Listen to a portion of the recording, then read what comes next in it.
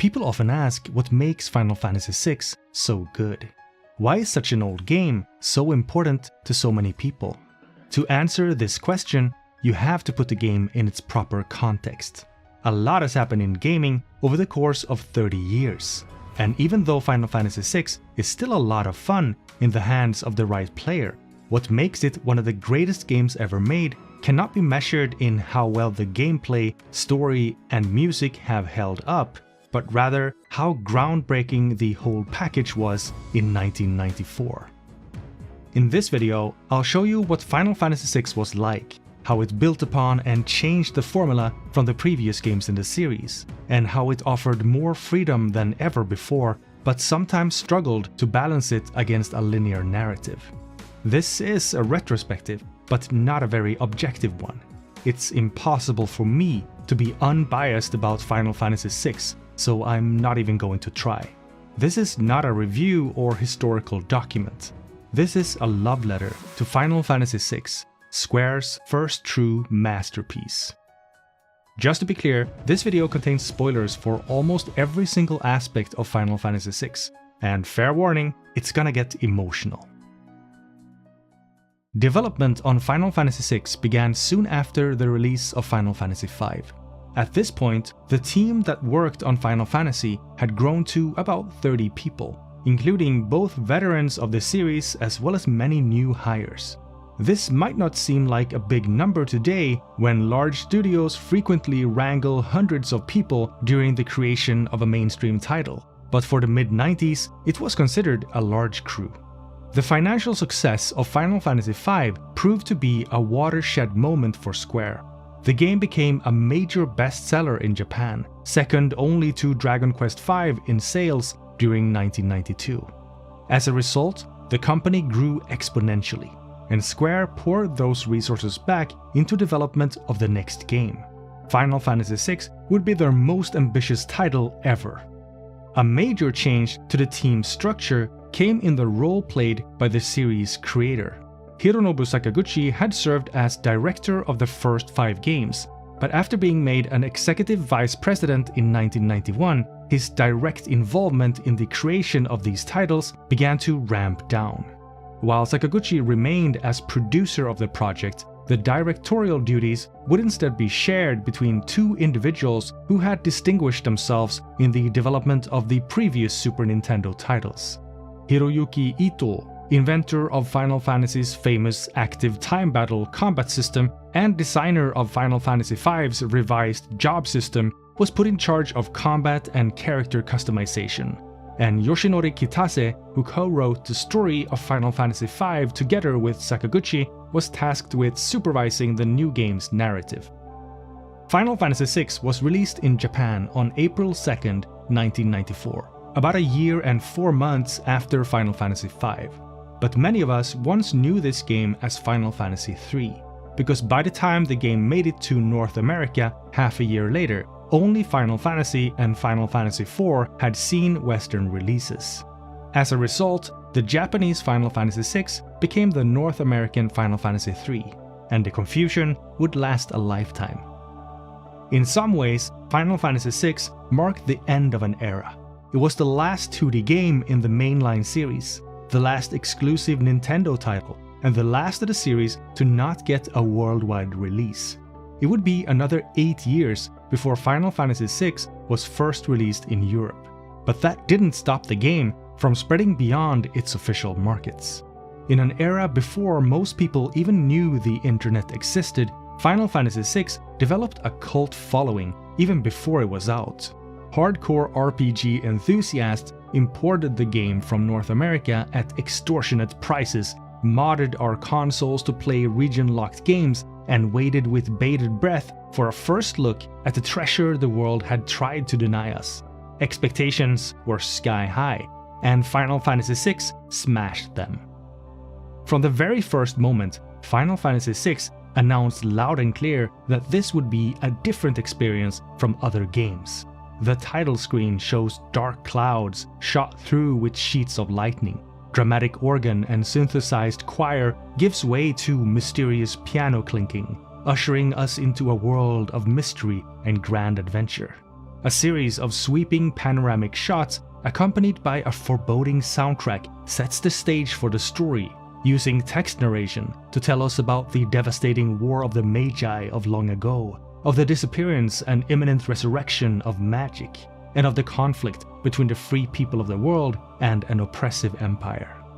As the music dies down, it's replaced by the sound of the howling wind, and three figures appear on a cliff overlooking a mountainside town, riding on the backs of imposing war machines. Leaping right into the thick of the story, we are drawn in by the soldiers' mysterious task and left with burning questions waiting to be answered. Who is the strange girl the soldiers brought along, and why is she wearing a slave crown? What's an Esper, and why does the Empire want it? And what's going to happen when they get it? No matter how many times I see it, Final Fantasy VI's opening always sends shivers down my spine. It wasn't the first video game to have a dramatic beginning, but this was the most epic by far. The music was grand, dramatic, and cinematic. The storytelling was rich with feeling and mystique. It was a moody, brooding intro that gave the impression that there was a whole lot more to this story than met the eye. It gave the feeling there was a whole world out there beyond the barren cliffs and the snowy fields. And by the time the mournful flute of Terra's theme began to play as the Magitek armors marched across the field of snow towards the distant lights of Narsh and the credits began to roll across the screen, we were just as hooked as if we'd started up a sci-fi epic on the big screen. But this was only the beginning. We were in for an experience of a lifetime, and it all began with Final Fantasy VI's Brave New World. While Yoshinori Kitase deserves a lot of credit for the game's story, he didn't write it all on his own. The development of Final Fantasy VI was, in all aspects, a collaborative effort. There was no detailed master planning document or story bible to follow. Sakaguchi provided the premise and outlined the general idea, but the nuts and bolts of the game's plot were essentially brainstormed during development. Each member of the team contributed ideas for characters and events, and it was Kitase's job to corral the imaginations of 30 people into something resembling a coherent narrative. And as it happens, he did a pretty good job. Final Fantasy VI tells the story of the Returners, a ragtag band of rebels fighting to liberate their homes from the oppressive Gestalian Empire, which seeks to dominate the world using the lost power of magic. Drawing inspiration from the Japanese Final Fantasy II, the sixth game focused not on a world of crystals and kings, but on a war between an evil empire and the free people who resist them, fought with equal parts swords, magic, and machines. And much of the story's power came from the game's unique world. Although Final Fantasy always had a dash of science fiction ingredients like airships, mechanical monsters, and orbital fortresses, these elements were always painted with a brush of mystery, cryptic monuments to the ingenuity of ancient civilizations. But the Final Fantasy series has always been about trying new things and making bold moves. To put it frankly, Hironobu Sakaguchi and his team had grown tired of standard fantasy tropes. They wanted to explore something new, something that had a look and feel of the Industrial Revolution. This was a world where magic and machinery coexist. A world where the Empire's spell-slinging elite ride mechanical monstrosities called Magitek armor into battle. A world of airships, steam engines, and coal mines, but also swordsmen, dragons, and mages. The enemies you fight wear fascist uniforms just as often as medieval armor. The environments you explore aren't limited to the usual caves and dungeons, but include mechanized factories, military camps, and high-rise buildings in rundown slums. The game's assortment of heroes also reflects this broader perspective. Many of the traditional fantasy-inspired jobs from the previous games were cast out. No more paladins, dark knights, and dragoons. Instead, we got a machinist, a gambler, a Magitek soldier, and a slam-dancing Moogle. For better or worse, Final Fantasy VI is the first game in the series to do some genuine world building. The whimsical fantasy worlds of the first 5 games drew inspiration from the sword and sorcery genre and the wild and crazy early days of Dungeons & Dragons, where an adventure might start you off in the court of a medieval king, but end on a high-tech space station full of lasers and robots. These were worlds where anything went, and where every turn of the story could land you in a new and bizarre environment. But they were also worlds that lacked cohesion, where the pieces of the puzzle didn't really fit together. Final Fantasy VI offers a more bespoke experience, a world deliberately crafted to provide a certain mood, where what you see at the start is more or less what you get. And even though the consistent world building might have stripped the game of some of its sense of wonder, this new way of thinking would come to pay off, when the game's setting could be custom made to drive home the themes and ground the characters. A stronger world meant stronger stories. And with the exception of an intentional throwback in Final Fantasy IX, this style of world building has dominated the series ever since. Final Fantasy VI's unique world is one of the game's most memorable aspects, and it ended up paying off right from the start, in a rather surprising way: the role Magitek plays in teaching the game. Final Fantasy VI is one of those classic titles that help set the standard for what we've come to expect from a Japanese RPG, but the core gameplay was not much different from that of the previous titles. You explore a large world full of towns and dungeons, controlling a party of up to 4 characters. Enemies are fought in random encounters, and battles play out using active time battle, a real-time menu-based combat system where you select a character's actions from a list each time their ATB gauge fills up. But there were some welcome improvements. The option to cycle through characters using the L and R buttons makes fiddling with the game's menus a lot smoother. Shops finally give you a preview of who would actually benefit from the gear you were thinking of buying, and running from battle got a bit of an overhaul. Instead of fleeing as a group, the heroes of Final Fantasy VI escape individually, with some characters being faster than others at getting away. By far the most important addition to the active time battle formula is something that seems so obvious to us now, it's hard to even imagine the previous games didn't have it. For the first time in the series, Final Fantasy VI lets you delay a character's turn by switching to an ally whose ATB gauge is also full. The fact that you no longer have to take the character's turns in the order they come up opens up all sorts of possibilities for clever strategies and quick thinking, making combat run better than ever. The game begins when we take control of Terra, a mysterious young woman enslaved by the Empire for her magical powers. And as the story kicks off, Terra and her 2 Imperial handlers enter the town of Narsh in search of the mysterious Esper, recently unearthed in the town's mines, riding the Empire's ultimate weapon, the intimidating mechanical Magitek armors. From the perspective of modern game design principles, starting the game with the characters riding Magitek armor gives kind of the wrong idea, because there's only 2 other places in the entire game where the characters get a brief taste of Magitek power, and one of them is in an optional dungeon. But even though Final Fantasy VI could have done a lot more with this concept, starting the heroes off on the backs of strange mechs did come with a few benefits. It kept things fresh for returning fans, showcased the overwhelming power of the Empire, and gave the game's intro a sneaky kind of hidden feature, an invisible tutorial of the combat system.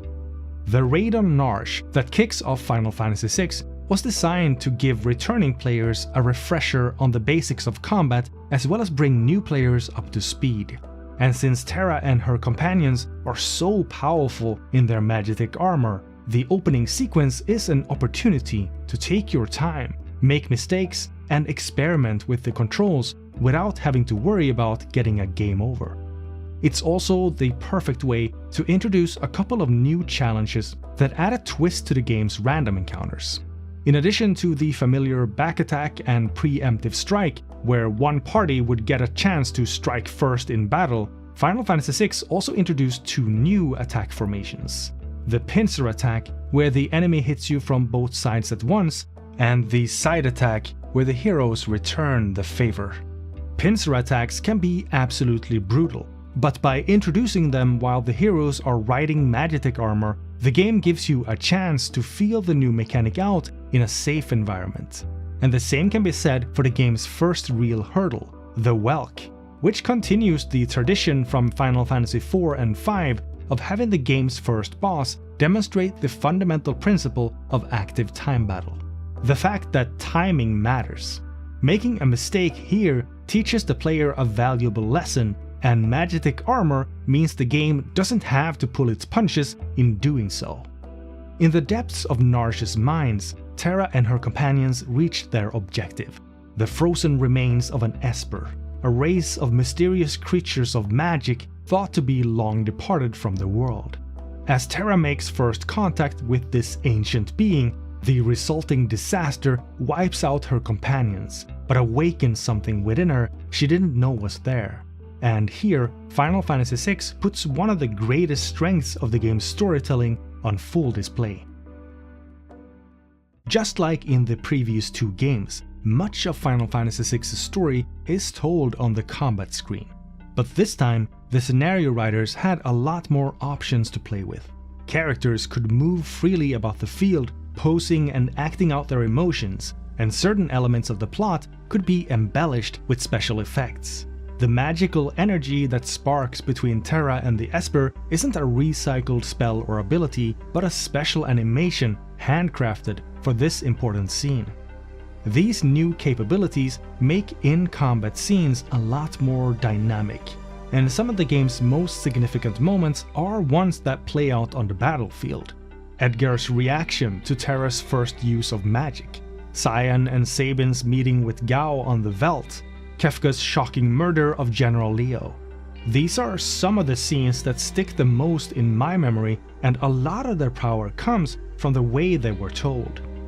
Much has been said about the role of illustrator Yoshitaka Amano, whose unique and eccentric artwork has set the tone for the series since the very beginning. But one of the most underrated contributors to the Final Fantasy franchise is the pixel genius who made it all come alive on the screen. Katsuko Shibuya was the mind behind the character sprites, going all the way back to the first game, where she gave form to the original batch of iconic pixel heroes. For Final Fantasy VI, Shibuya and Amano worked in parallel to design the characters, with Shibuya usually completing her work faster. She worked through trial and error, designing each hero in iterations and putting them into the game to try it out, which meant that she sometimes had to take action to ensure the in-game sprites would be distinguishable from each other. In Amano's concept art, Terra was consistently drawn with blonde hair. It was Shibuya who made the decision to turn it green, to help the heroine stand out better among the other cast members. After all, if you simply left Amano to his own devices, pretty much every character in the game would end up being a blonde. With higher resolution and more detail to work with, Shibuya poured her efforts into fleshing out the cast by drawing them in all sorts of different poses and animations. Each hero got their own unique look for casting a spell or preparing to strike, which helped them stand out from each other visually. The characters had a greater range of expression than ever before, which made story scenes more visually engaging. And this change benefited some characters more than others. The flamboyant insanity of the game's villain, Kefka, is conveyed just as much through the custom animations Shibuya lovingly prepared for him as through his dialogue, if not more so. Perhaps the most important change to the way the game portrays its characters comes in the form of their proportions. For the first time, Final Fantasy VI's heroes were the same size both in and out of battle, which meant that all of those poses and animations Shibuya prepared could be used in any context, including cutscenes. A character's near-death pose from combat can express shock or despair.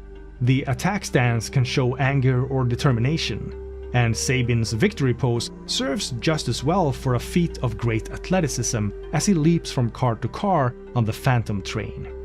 When it came time to hash out the game's most dramatic scenes, The event designers could draw from a wealth of different poses, and the team made clever use of these graphical assets, sometimes in ways even Shibuya herself did not expect. Upon seeing one of the game's most pivotal scenes for the first time, Shibuya was surprised. The pose Celis made as she plunged from a cliff was actually the one she designed for when the heroine takes damage in battle. This kind of thing was part and parcel in Final Fantasy VI's development. Throughout the process, the team pushed each other to reach greater and greater heights, and the results carry through in every aspect of the game. Not only was Final Fantasy VI's story better told than ever before, it was also a lot less predictable. Where most games of this era were built around a pretty simple gameplay loop, Final Fantasy VI would introduce unique mechanics for specific situations, sometimes abandoning them again right afterwards. And as strange as that might seem today, it made the experience feel exciting and luxurious. You never knew what might come next. After her ill-fated meeting with the mysterious Esper, Terra wakes up in the house of Arvis, a member of a resistance group called the Returners. And here's where the story really kicks off. In a lively series of twists and turns, we get an escape sequence that ends with Terra cornered in the depths of the mines, and a sepia-toned flashback that gives context to her character and introduces the game's villain. We then cut to the appearance of the treasure hunter Locke, who descends into the mines looking for Terra and ends up recruiting a small army of adorable Moogles in her defense. Final Fantasy VI really keeps you on your toes. In the span of the game's first half hour, you'll experience 3 totally different modes of gameplay: mowing down enemies as a squad of Magitek riding soldiers, fighting monsters alone as Terra, and duking it out with the guards of Narshe in a strategy battle using 3 teams of fighters. And once the game gets started, it never really lets up. By the time the game's first hour draws to an end, Locke and Terra have left Narshe for Figaro Castle, met up with King Edgar, ally of the Returners, and defied the Emperor's right-hand man, General Kefka. These scenes once again showcase the story's dynamic structure, where gameplay switches freely between different characters to show different perspectives, and the narrative is often interrupted by flashbacks that fill in the backstory. And the sequence's big twist, the fact that Figaro Castle is a machine-powered submersible that burrows beneath the sand, is one of those iconic moments that proved an important point. In this story, literally anything at all could happen. Final Fantasy VI also improved on the best feature of Final Fantasy IV. Square's first Super Nintendo game introduced a complex cast of heroes who grew and changed throughout the story. But the 6th game took this concept to the next level. Final Fantasy VI really stepped it up when it came to dialogue, giving the heroes stronger personalities, conflicted thoughts, and believable motivations. Scenes like Terra's meeting with Edgar and her conversation with Locke while resting at the castle work wonders to add depth and substance to the game's heroes, in spite of the technical limitations. And the game has many of these little scenes that serve only to let us get to know the characters better. The writers often found clever ways to set the stage for these conversations. When Edgar and Locke talk about using Terra's magic to fight the Empire, the scene plays out with the 3 heroes on the backs of chocobos, giving the back and forth between them a vibrant and engaging energy. In the town of Zozo, the heroes plan their next move while descending the steps of a great tower. And the sequence where the Returners prepare to defend Narshe against the forces of Kefka has different groups of characters weaving in and out of the scene at different times, and conflicts between individual heroes add tension and energy to the whole episode. But in spite of all its complex storytelling, Final Fantasy VI was actually faster paced than other games of its kind. The sequences are short and sweet, the content is varied and exciting, and the story is full of great surprises. And the most remarkable twist to the game's structure comes fairly early in the form of an unexpected choice. The first 2 or 3 hours of Final Fantasy VI play out in a straightforward manner as the game sets the stage for the conflict ahead. We meet Terra, a magic-wielding slave of the Empire, and Locke, an agent of the Returners who helps her escape. In Figaro Castle, they seek the advice of King Edgar, but when the homicidal maniac General Kefka and his Imperial soldiers show up looking for Terra, the trio are forced to make a narrow escape. Thinking that Terra's unique power could be the weapon the Resistance needs to turn the tide against the Empire, Locke and Edgar decide to take her to see Bannon, the leader of the Returners. On Mount Colts, a martial artist named Vargas ambushes the heroes, and Edgar's twin brother Sabin comes to their rescue. For the first time in the game, you now have a full party of 4 characters. But if you were thinking that things would stay this way from now on, you were in for a rude awakening, because this fellowship is soon to be broken. The scenes at the Returner hideout are about as close as Final Fantasy VI ever gets to actual role-playing. When Terra meets Bannon, she's told that she might well be the world's last hope against the might of the Empire, and given a choice. Join the Returners and use her power to fight for freedom, or leave them to their fate and seek her destiny elsewhere. And as Terra agonizes over the most difficult decision of her young life, she has the run of the Returner hideout. You can look for treasure, and you can survey the Returners about the state of affairs, but most of all, you can talk to your companions, learn more about their past, and find out what motivates them. And armed with this knowledge, you can confront Bannon and give him your answer. But as immersive as this sequence feels, you're not actually free to totally alter the outcome of the game's story at this point, and Terra's choice is mostly a formality. Instead, the real decision is the one that comes after.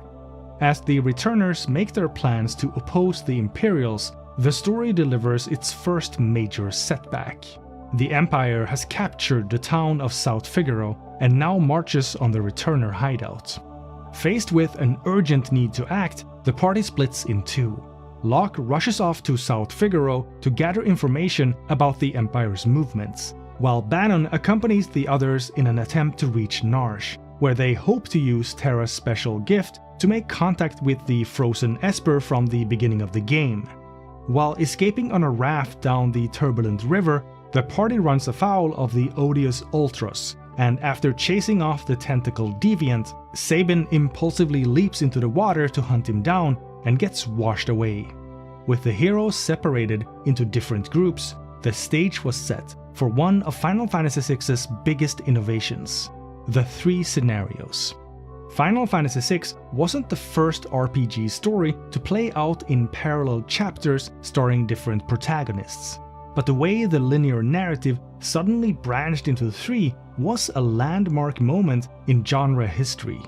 Switching between different viewpoints and playing out individual scenarios with different characters evoked the feeling of an epic fantasy novel like The Lord of the Rings or The Wheel of Time.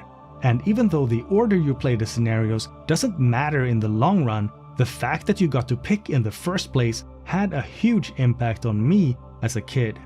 The fork in the story also works wonders for the game's sense of pacing. Each of the 3 scenarios is a wildly different experience. Bannon's branch is over in minutes, while Sabin's story is by far the longest. Locke's mission has you infiltrating an occupied town using his unique talents to gather intel and rescue a prisoner, while Bannon's group must sneak into Narsh the back way, dodging the mining community's special defenses. But to my mind, the real star of the 3 scenarios has always been Sabin. His quest is the longest, the most elaborate, and the most memorable. And a large part of the reason is because it holds the game's best dungeon. When you strip away the surface to look at the core mechanics, Final Fantasy VI's dungeons are still built the same way they were in the earlier games, but in actual practice, they make for a totally different experience. Long, grueling dungeon crawls are a thing of the past, and most of the areas can now be beaten in under 30 minutes. Where Final Fantasy V presented the pinnacle of classic Final Fantasy dungeon design, the 6th game started to blur the line between dungeon and scenario. Ironically, the game's first few dungeons are some of its least creative. The mines of Narsh, the South Figaro Cave, and Mount Colts all take place in familiar environments and play out in a traditional fashion. and perhaps the team wanted to ease the players into the game with something a bit more predictable. Because starting with the rafting expedition down Lethe River, things take a sudden turn for the unusual.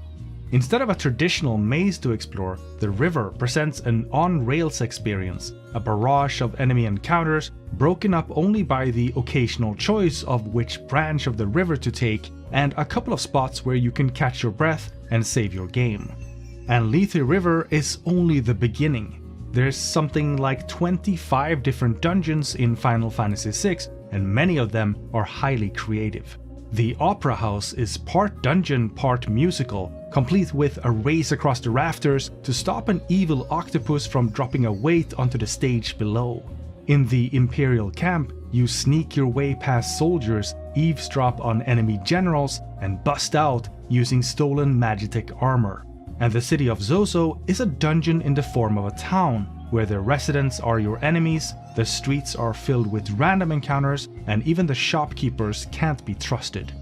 Never before had the dungeons of a Final Fantasy game featured so much variety in concept, environment, and even gameplay mechanics. And the best dungeon of them all is the one that comes as the biggest surprise. Players entering the Phantom Forest for the first time will have prepared themselves for a standard woodland dungeon, even if this one is infested with ghosts.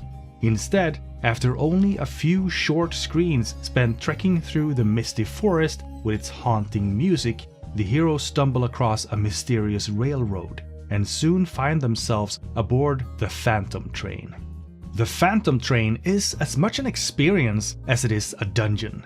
The core gameplay and the very idea of what a dungeon should be is subverted at every step of the way. The Phantom Train took the confined spaces of a train and turned it into a dungeon, where cabins, corridors, and rooftops became the spaces you explore.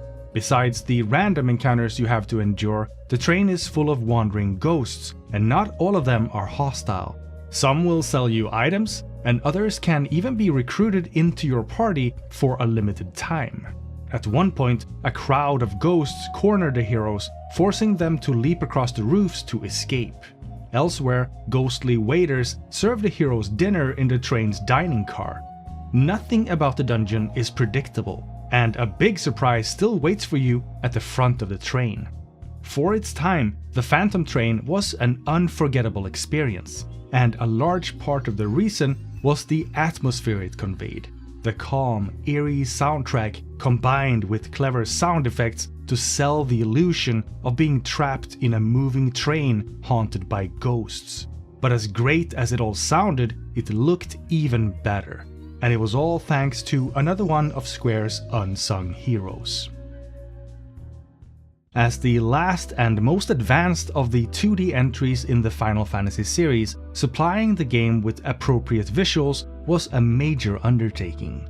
I already mentioned Kazuko Shibuya, who was the graphics director in charge of the characters, but Final Fantasy VI actually had 4 graphics directors, each one responsible for a different part of the game's look.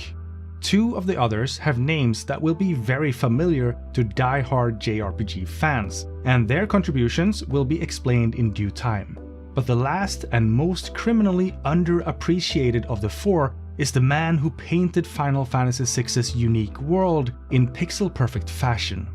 When Final Fantasy VI shed this series' heavy emphasis on traditional fantasy in favor of a world in the throes of an industrial revolution, the shift in focus demanded a change in presentation.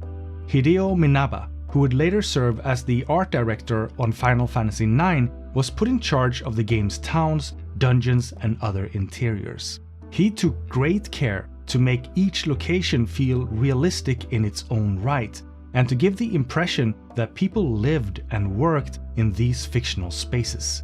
And the results were undeniably gorgeous. The coal mining town of Narsh set the tone for the new world, with its tightly stacked, multi-tier brick and timber houses draped over cliffs and terraces, where spinning wheels, churning furnaces, and smoke-belching chimneys combine to create an atmosphere of industry and drudgery. Figaro Castle, a combination of richly textured stonework and carefully rendered feats of complex engineering, stands as witness to the ingenuity of King Edgar's machinists.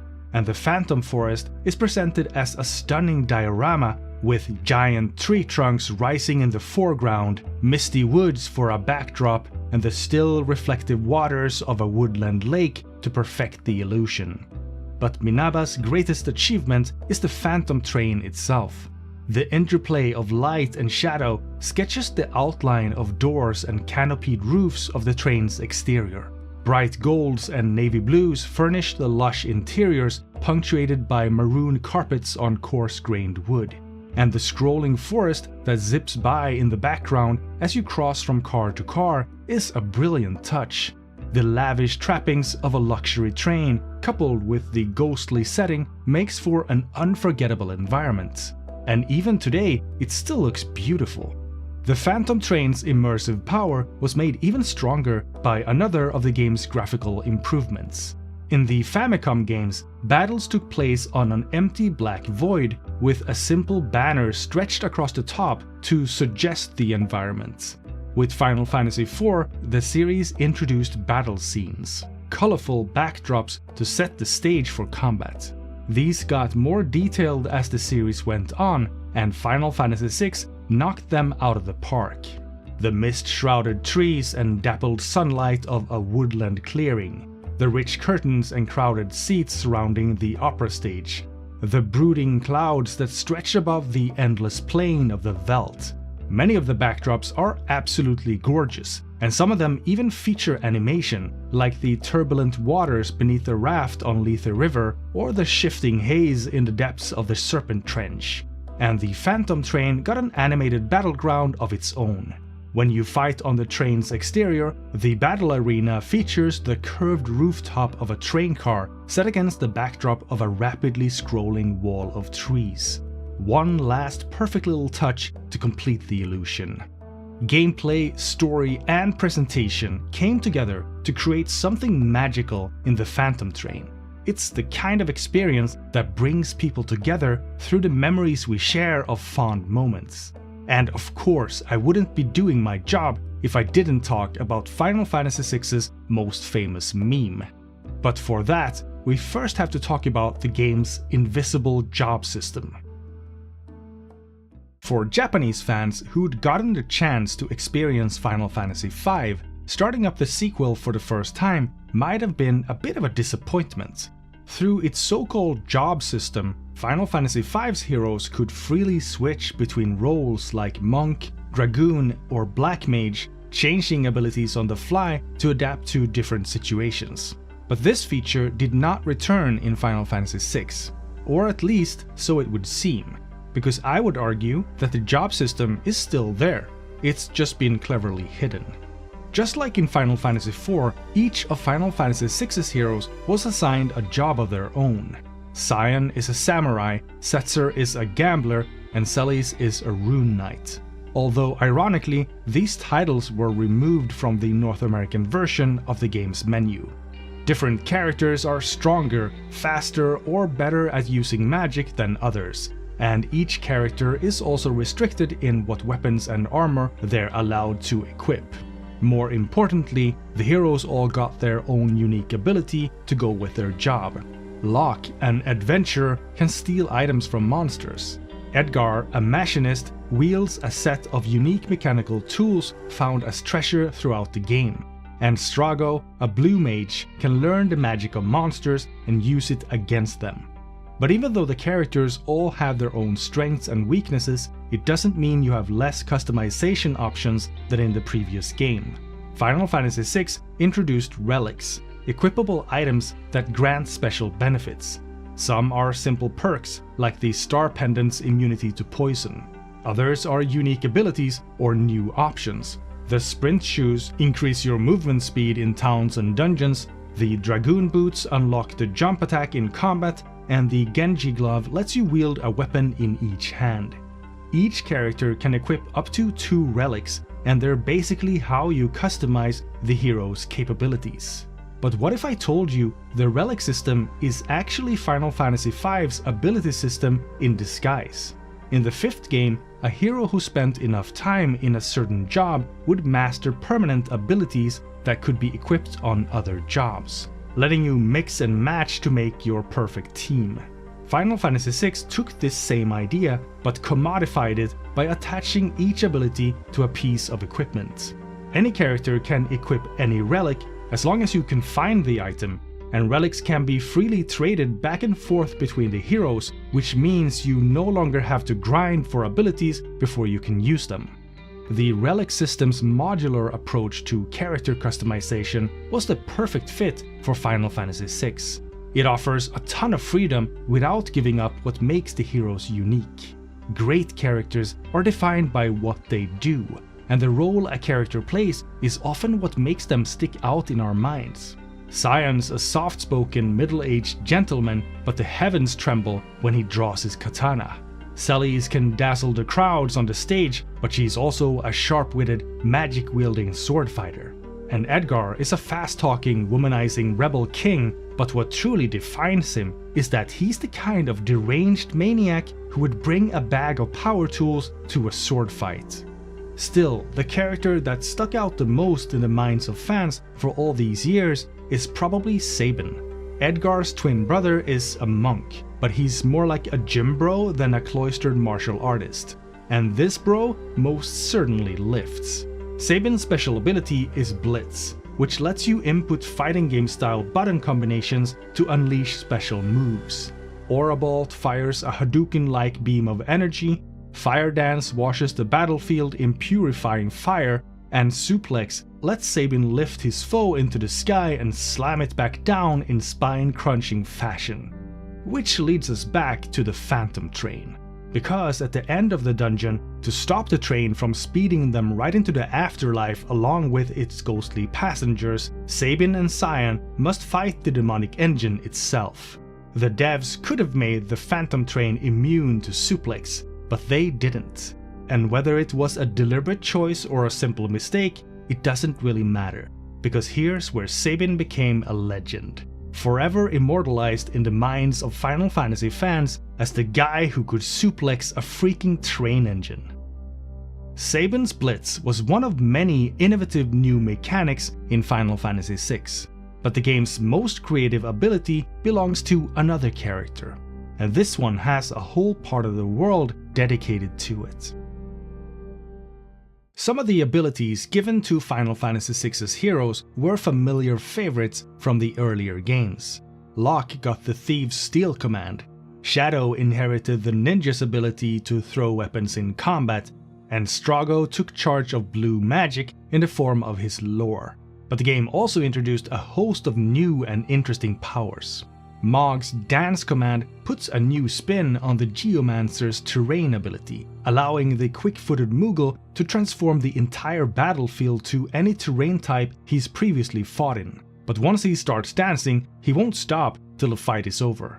Setzer's unique talent combines luck and timing through a system of spinning slots that can trigger some insanely powerful effects if you line them up just right. My favorite ability back in the day was Cyan's Sword Tech, which gives him access to a savage set of katana skills. The only catch is, you have to be patient. Instead of a menu, Sword Tech employs a numbered gauge that fills up as you wait, with powerful abilities needing more time to charge.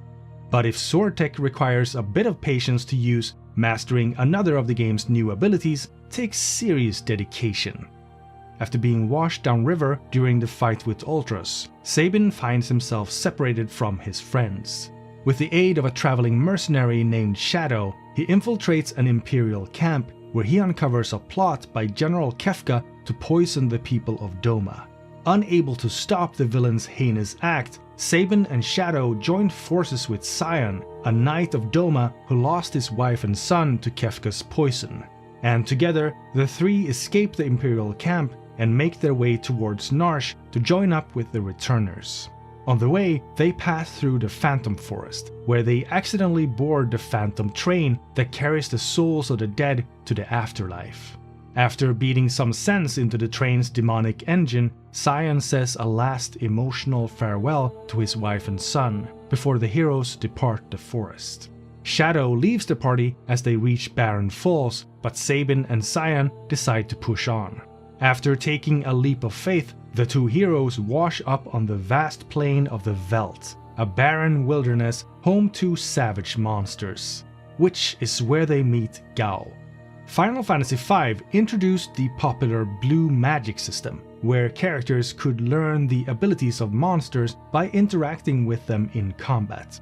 Final Fantasy VI went one step further with Gao, a wild kid who runs with monsters to learn their ways. Gao doesn't have a fight command. Instead, he relies on rage, which allows him to imitate any monster he's familiar with. After you select an enemy from the list, Gao enters a berserk state, taking on the chosen monster's traits and mimicking its fighting style until the battle ends. To add new beasties to his repertoire, Gao has to spend time on the Veldt. This special region of the world isn't home to a unique set of monsters. Instead, random encounters on the Veldt draw from a continuously updated list of almost every kind of enemy the heroes have encountered on their journey so far, including some of the bosses. By tracking down a specific monster and using the leap ability, you can send Gao off to live with the beasts. Fight another couple of battles on the Veldt and he'll show back up, having learned how to fight like the monsters you left him with. With over 250 potential fighting styles for Gao to master, the rage mechanic is easily one of the most versatile abilities in any RPG. But it also highlights the freewheeling nature of Final Fantasy VI's design. The game has lots of clever ideas, but the way they're implemented wasn't always the best. Celes' runic ability can be incredibly useful in certain fights, but it sucks up the spells of friend and foe alike, and it's usually smarter to just attack. Cyan's sword tech is super cool, but staring at the screen while you charge up his more powerful moves is not all that fun. And as powerful as Gao's rages can be, the only way to pick up new ones is to stop what you're doing, travel back to the Veldt, and grind random encounters. By modern standards, the game's design is kind of a mess, but none of this bothered me back in the day, because Final Fantasy VI was never really about streamlined systems and fine-tuned balance. It was about playing around with the toys you were given and finding ways to break the game. In terms of challenge and strategic depth, Final Fantasy VI can be seen as a step back from the previous title, and fighting can get kind of repetitive. Almost every battle can be won just by spamming your favorite attacks.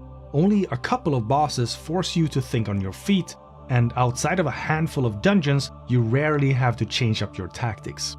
The game is full of questionable design choices, and the balance is all over the place. Edgar's auto crossbow is ridiculously good in the first few hours, but only a few of his tools stay useful throughout the game. There's a ton of spells you'll probably never use, and most of the espers you summon in battle are incredibly underwhelming. Some setups are hilariously overpowered. Combining the gem box with the economizer lets a hero cast the game's most powerful spells twice in the same round at practically no cost. Optimizing Sabin's magic stat turns his blitzes into devastating calamities. And the infamous Wind God Gao build weaponizes an unintended combination of combat effects to turn a mid-range character into an unstoppable monster. The original version of Final Fantasy VI also had its fair share of bugs. Some of them are game-breaking. Using Realm's sketch ability on an invisible enemy can pretty much destroy your whole life.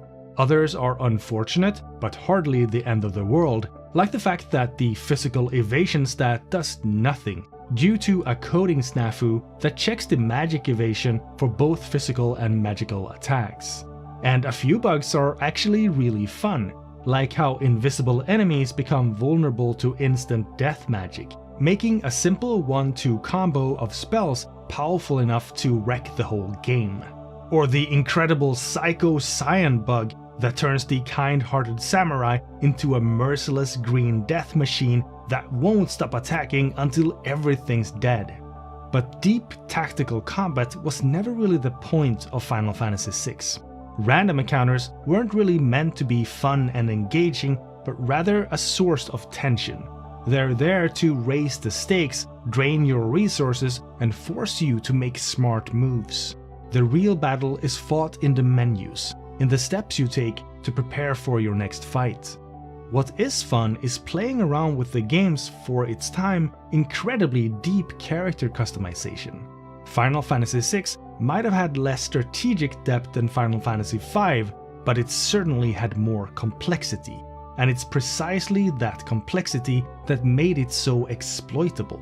With so much stuff to work with, it's no wonder a lot of it turned out to be broken. Final Fantasy VI gave you the freedom to get overpowered. Some of the most fun I've ever had with this game came from power leveling its heroes to stupid proportions. Speedrunning magic mastery by killing Cactrots and Hoovers in the desert outside Miranda. Sending characters into the dinosaur forest one by one to maximize their growth. Slapping the Genji glove and the offering on the same hero to let them strike 8 times in a single round. And sure, the Vanish and Doom combo was obviously game-breaking, but I'm still a bit salty about Square patching it out of later versions of the game. As far as I'm concerned, it's a feature, not a bug. These days, massive console RPGs with hundreds of hours of playtime to offer are par for the course. But in 1994, Final Fantasy VI simply felt too good to be true. So what if only a handful of spells were all you needed to beat the game when there was another 50 to experiment with? Who cared if a lot of the abilities were inferior when a long list of rages, lures, dances, sword techniques, and blitzes were waiting to be learned? And did it really matter that the bosses were easy when you got to figure out 1,000 creative ways to crush each one?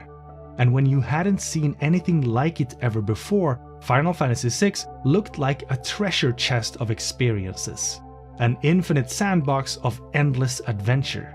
And I'd pay good money to get to have that same feeling all over again for the very first time. A big part of the reason why Final Fantasy VI had so much content on offer was due to its cast. The game had more heroes to play with than ever before, because pretty much every aspect of Final Fantasy VI was designed around a central concept, and it had to do with the game's protagonist. Terra, Locke, Edgar, Sabin. Celes, Shadow, Cyan, Gao. Setzer, Strago, Realm, Mog, Umaro, and Gogo. With 14 playable characters, Final Fantasy VI has the largest cast in series history. But what really sets the heroes apart is the equal share they have in the game's story. Final Fantasy VI was developed using an iterative approach, and at the time development began, many of the most important details were still undecided. But one central theme was set in stone right from the start. Rather than build a narrative around a single main character, Final Fantasy VI would let the players decide. This would be a story where every character could be called the protagonist. To ensure the game's many heroes would get equal attention, the task of realizing the ensemble cast was split between different team members. Sakaguchi himself took charge of Terra and Locke. Kitase was responsible for the creation of Celes and Gao. Kaori Tanaka, better known as Soraya Saga, co-writer of Xenogears and Xenosaga, dreamed up the brothers Edgar and Sabin. And another of the game's graphics directors, Tetsuya Nomura, one game away from achieving worldwide fame for his cutting-edge character designs, repurposed a couple of job ideas that hadn't made the cut during development of Final Fantasy V. A ninja with a dog and a gambler who fought with dice and cards, and turned them into Shadow and Setzer. With the team sharing the duties of detailing the game's characters, each contributor was able to pour more of their heart and soul into the individual heroes. To add definition to Edgar and Sabin, Tanaka outlined a whole elaborate backstory for the royal brothers. And although only a fraction of this material made it into the actual game, these hidden depths informed the characters and made them feel well-rounded and more real. Kitase also played a key role in realizing the game's villain. Rather than being planned in detail ahead of time, many of the story's scenes were born from inspiration in the heat of the moment. For the scene where Kefka first appears at Figaro Castle, Kitase felt the interaction would be kind of boring if it played out as you might expect, with a stern imperial general delivering a warning to the young king. To spice things up, Kitase struck upon the idea to have Kefka command his men to dust the sand off his boots, even though he's in the middle of the desert, suggesting that the character might have a few loose screws. This spur-of-the-moment characterization ended up being the perfect fit, gradually transforming Kefka from the straightforward bad guy from the original script into the unforgettable, insane clown in the final product. Some of the character concepts saw drastic changes over time. Terra started out not as a young woman, but as a middle-aged man. Locke was originally meant to start the game as Terra's friend and rival, and the runic ability was supposed to be his special power. And Celes began development as an Imperial double agent who would pretend to ally with the heroes while planning to betray them, but ended up being swayed by Locke's kindness and care and falling in love. And although this plotline was mostly dropped, traces of it can be clearly seen in the game's story. The concept of every character is the protagonist was so important, some parts of the story were specifically written to preserve the balance between characters. Because much of the early game focuses on Terra, the team decided to start the game's second half from the perspective of Celes. But their efforts were far from flawless. Cyan sees some amazing character development in optional side quests, but he barely features in the main story after the heroes reunite in Narsh. Gao, Strago, and Realm could probably be removed from the game without breaking the story, and as Kitase's passion for his favorite character grew ever higher, he admits to getting a bit carried away in giving Celes a larger and larger role. But even so, the game's ensemble cast worked extremely well, and splitting the heroes up into the 3 scenarios was the perfect way to drive home the idea of a game without a clear-cut protagonist. But the true potential of the ensemble cast only became clear when the heroes got back together. As the 3 scenarios draw to an end, the returners converge on the town of Narsh. Sabin, Cyan, and Gao leave the Veldt through the Serpent Trench, then catch a ship from the port city of Nikeah. In South Figaro, Locke liberates Celes, a disgraced Imperial general held captive by her own soldiers, and the two escape the occupied town together. Meanwhile, Bannon, Edgar, and Terra follow the river to reach Narsh. The heroes' reunion is heartfelt, but their relief is short-lived. General Kefka marches on Narsh with an army to capture the frozen Esper. With the survival of the resistance on the line, the returners rally the people of Narsh and make a stand in the mountains above town. One of the most surprising mechanics Final Fantasy VI introduced into the series was the idea of real-time strategy battles. Twice in the game, you're asked to separate the heroes into 3 teams that move independently about the field, guarding a stationary NPC from a stream of enemy soldiers. The first time was near the start of the game, when Mog and his companions work with Locke to defend Terra. But this initial clash was more like a tutorial to the strategy battle concept than any real challenge. The second time is here, during the battle for the frozen Esper. And with a total of 7 playable characters gathered in one place for the first time, the stage is set for an epic battle. These strategy battles are a clever twist on the game's core mechanics and provide a welcome break from the usual dungeon crawling. You can move your parties about the field, use the game's menus, and take up defensive positions. Instead of random encounters, enemies are visible on the screen and move in real time, making their way through a twisting maze of passages towards the top. If an enemy slips through your grasp and reaches Bannon, you lose. but if they meet up with one of your parties, the fight is on. To win, you have to get to the enemy commander, General Kefka, and defeat him in battle, but there are many ways to reach that goal. The pre-battle lineup screen puts your familiarity with the game's heroes to the test. Which characters go well together? Do you prefer balanced parties, or do you stack one team with all of your favorites? And once you're on the field, do you hang back and let the bad guys come to you, systematically hunt the enemies down using a single super team, or speedrun the fight and go straight for the boss? The battle for the Frozen Esper also gives you the chance, for the first time in the game, to mix and match the 7 heroes. You can find out how they work together, learn how to use them in different situations, and see what you like. And that's a really good thing, because the game is about to ask you to put those preferences into practice. After a savage battle in the mountains above Narsh, the returners drive Kefka back, preventing the Frozen Esper from falling into enemy hands. But the hero's victory proves hollow. When Terra reaches out to the mysterious creature encased in the ice, a strange power erupts inside her. In a cascade of wild magic, Terra transforms into a glowing ethereal figure and goes berserk. With an otherworldly howl of rage and confusion, Terra lifts into the air, and before the heroes can recover, she disappears into the sky.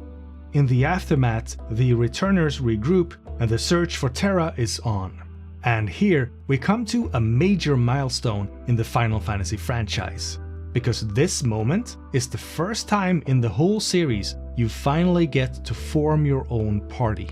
From this point on in the game, outside of some specific scenarios that force certain characters into the limelight, you have full control of who to bring along at any given time. And once you get the airship, you can change your mind pretty much at will. Final Fantasy VI took the companion system from Final Fantasy II and IV and blew it wide open. Not only can you choose who will be in your party for most of the game, but each new companion recruited to your cause expands your options. But of course, this design choice came with some pretty major consequences for the game's story. By giving the player the freedom of choice, Final Fantasy VI's story had to get a lot more dynamic than in the previous games. Because for the first time in the series, it wasn't obvious which characters would be around for each scene. And some of the game's best moments are the ones you might not see. Certain events are only available if you bring the right characters to the right place at the right time. An optional stop in the search for Terra is the town of Kolingen, and it can be a rewarding detour if you bring the right people.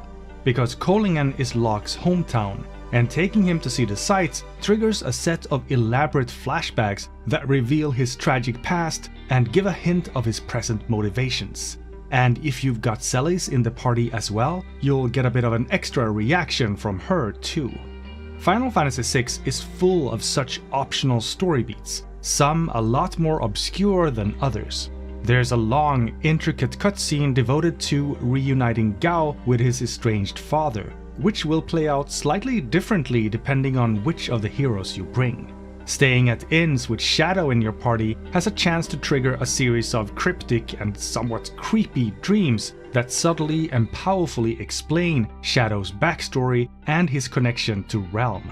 There's even an optional scene near the start of the game that's so obscure only the most dedicated players would ever find it.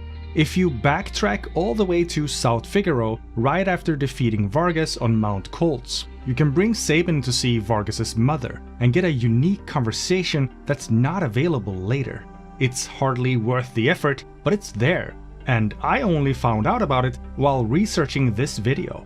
But the most iconic missable scene in Final Fantasy VI is the one that most players will end up finding, and it might just be the best bit of story in the whole game. Your first stop in the search for Terra is Figaro Castle, and if you happen to have both Sabin and Edgar in your party when you get there, you'll trigger a reaction. At night, Edgar and Sabin reminisce about the past, giving us a glimpse of the richly detailed backstory Kaori Tanaka infused into her creations. It all leads up to a deeply moving, emotional crescendo. The moment two brothers settle their futures on the toss of a coin. Neither brother wants the crown, but someone has to take it, so they let fate decide. It's one of Final Fantasy's most touching moments, and it never fails to stir my emotions. But the true beauty of this scene only becomes apparent on a replay, when you understand the true meaning of Edgar's actions. The scene where the heroes recruit the airship captain Setzer has several variations, all depending on who's around. Celes and Locke are always there, but the other two are up to you. To trick Setzer into joining the heroes, Celes uses a two-headed coin with identical sides. And if you brought Edgar along, she gets this coin from him. And if Sabin is there, he finally learns the truth about that fateful night atop the tower of Figaro Castle, because Edgar didn't wager their futures on the toss of a coin. He fixed the game and stacked the odds to set his brother free, and Sabin never even knew his brother's sacrifice. This variation on the Setzer scene is so good, you'd be forgiven for thinking it's mandatory, but it's entirely possible you'd never see it. And that's kind of the point of Final Fantasy VI's ensemble cast. By giving you the freedom to choose your own adventure, the game also allowed you to miss some of the best stuff. And for better or worse, that's something very few modern games would ever dare to do.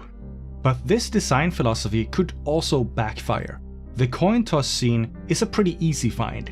You're bound to bring the two brothers to Figaro Castle at some point in the game. But other scenes are much more elusive, and one of the hardest to trigger also happens to have some of the best character development one of the heroes ever gets. For a brief window of time, after the banquet at Vector, but before you travel to Tomasa, there's a hidden scene waiting to be found. If you backtrack to the grounded Blackjack and make your way to the engine room, you'll be treated to a conversation between Setzer and Cid that goes a long way towards fleshing out Setzer's character and motivations.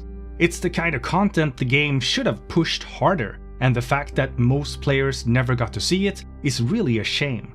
Final Fantasy VI's variable narrative was an incredible achievement, but whenever you're trying something for the very first time, you're bound to hit a few snags. And the game's implementation of party freedom was far from perfect. Final Fantasy IV, the first of the second era of Final Fantasy games, made fixed character identity a critical part of the story. The game took away a lot of the player's freedom, and some fans felt at the time that it strayed too far from the ethos of the earlier titles. But this lack of variation also made the game's narrative a lot more powerful. Final Fantasy VI took the same idea of fixed character identity and tried to do it better, and in many ways, the game knocked it out of the park. But by reintroducing player freedom, the game also had to deal with some unfortunate consequences, and the way the game handled them wasn't always the best. After the battle at Narsh, the heroes follow the trail of Terra to the mountain town of Zozo, a treacherous den of thieves and murderers. There, they find their missing companion unconscious and in the care of a strange old man. But Terra's caretaker is no ordinary Samaritan, but the Esper Ramu, an ancient creature of magic that's been hiding among humans since escaping the Empire. And he's about to charge the heroes with a critical mission. Up until the battle for Narsh, the game's scenarios all featured a fixed cast. But the meeting with Ramu is the first significant plot point since the game gave you the freedom to pick your own party. Because the writers couldn't know which characters would be there to see it, they had to adjust the way the scene was written. And even though I never noticed it back in the day, in hindsight, it's plain to see they struggled to do so. The meeting with Ramu has a real proof of concept energy to it. The party members are assigned anonymous lines, seemingly at random. The dialogue sounds like bullet points from a PowerPoint slide, and there's only a handful of small variations depending on who you bring. It all reads more like a rough first draft than a finished product. And ironically, the very next scene kind of proves my point. Where the meeting with Ramu is stiff and unengaging, the conversation on the staircase that follows right after is incredibly dynamic. The full cast reunite to frame this scene, and it's so much better for it. And it's not like the writers didn't know. Final Fantasy VI's most important scenes tend to be written around specific characters, and the game could get pretty heavy-handed in making sure they'd be there. Celes and Locke are shoehorned into the group that leaves Zozo to find passage to the southern continent because the story needs them to be there for the next big event. Later, Terra and Locke are sent alone on a critical mission to Tamasa because the game has to make space for Strago and Realm. And when the heroes prepare their assault on the floating continent, you're asked to bring 3 characters without so much of a word of explanation, just so Shadow can squeeze into your party when you reach the dungeon. But as frustrating as these restrictions could feel, they also brought power to the story's best moments. Final Fantasy VI is known as the game with an ensemble cast and a ton of player freedom, but the game is at its best in the character-driven moments where you don't have a lot of choice. Sabin's scenario, the opera sequence, and the Thamasa arc are not just great little adventures, they're intimate pieces of an even greater anthology. Freedom of choice was a big part of Final Fantasy VI's draw, even if the narrative sometimes suffered for it. But this freedom also extended into the core gameplay, especially in how the game handled magic. Final Fantasy VI's Relics put a new spin on the now familiar job system, and introduced a wealth of options for the game's heroes. But the Relic system was only one half of the game's new suite of character customization, and the other half was even more creative. A constant in the early Final Fantasy games were the classes of magic. White, black, and later grey magic were all tied to different jobs. Black mages cast black magic, white mages white magic, and so on. And while jobs like the Paladin and the Red Mage blurred the lines, the game still made a clear distinction between those who wielded magic and those who didn't. But that all changed with Final Fantasy VI, even if it's not obvious from the first moments. In the early part of the story, the game makes a big deal out of Terra's affinity for magic. We later learn that Celes can cast spells too, but for a decent while it seems like they're the only ones. But then you get to Zozo and learn about Magicite. In Zozo, the Esper Ramu explains that Emperor Gestahl has been capturing his people and draining their essence to power his Magitek creations. Even now, many of his fellow Espers are being held in the Imperial Magitek Research Facility, waiting to be sucked dry by Gestahl's depraved scientists. As a child of an Esper and a human, Terra is naturally able to use magic, while Celes, an Imperial Magitek Knight, had her cells infused with magical power extracted from Espers. But what the Empire doesn't know is that the true power of the Espers can only be granted in the form of Magicite, magical stones that contain the sum total of an Esper's essence.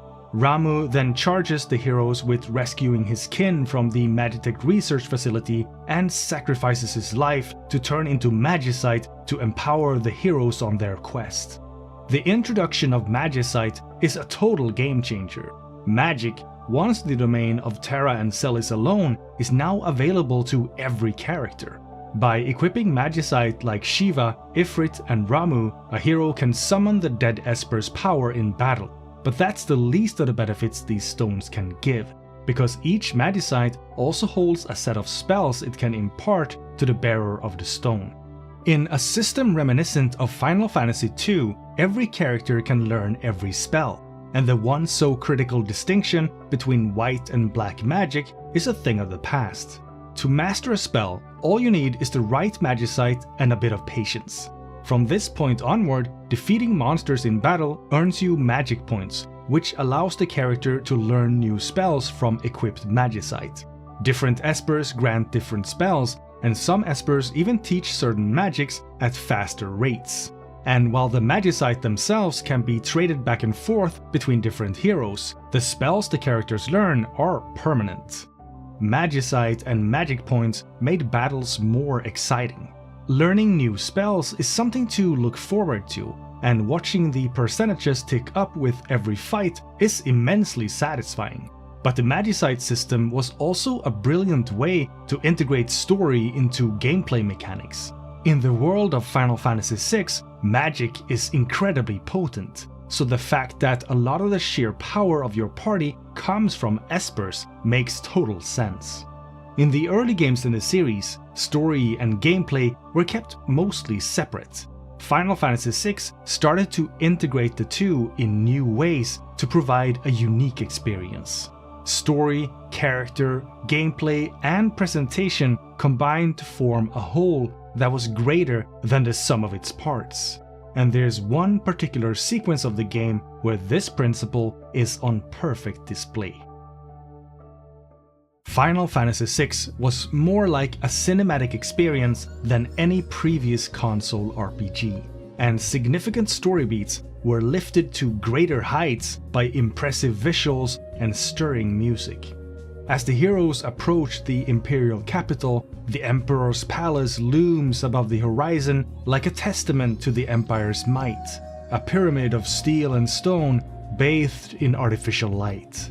When the Emperor raises the floating continent into the sky, we see the massive landmass ripping free of the earth from the perspective of the people below, and the breaking of the world after Kefka disturbs the balance of the warring triad is one of the most extraordinary cutscenes produced for the Super Nintendo. But the game's commitment to providing an immersive experience is best illustrated by its most ambitious sequence. To free the captive espers from the Empire's grasp, the returners must reach the Imperial capital of Vector. But getting to the southern continent is no mean feat. The heroes need an airship, and there's only one man in the world who can provide it: the infamous gambler Setzer Gabbiani. Learning that Setzer has his sights set on the celebrated opera singer Maria, the heroes concoct a daring plan. Celes, who happens to be the spitting image of Maria, will take her place on the stage to set a trap. There's no doubt that the opera scene is Final Fantasy VI's most famous feature. But this lavish story sequence began as nothing but a single line in Sakaguchi's script, an event to be held at the opera. Yoshinori Kitase felt that this idea, rough as it was, had the potential to become something truly unforgettable.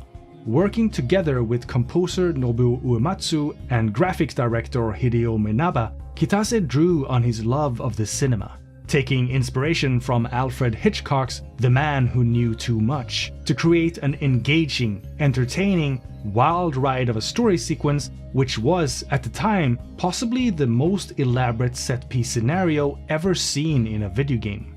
Minaba's artwork draws you in with its richly detailed theater, an animated orchestra, and the use of light and shadow to build an atmosphere. Uematsu surpassed himself to compose an operatic suite of music with a total of 4 tracks, including Aria di Mezzo Carattere, which featured primitive synthesized vocals to go along with the melody.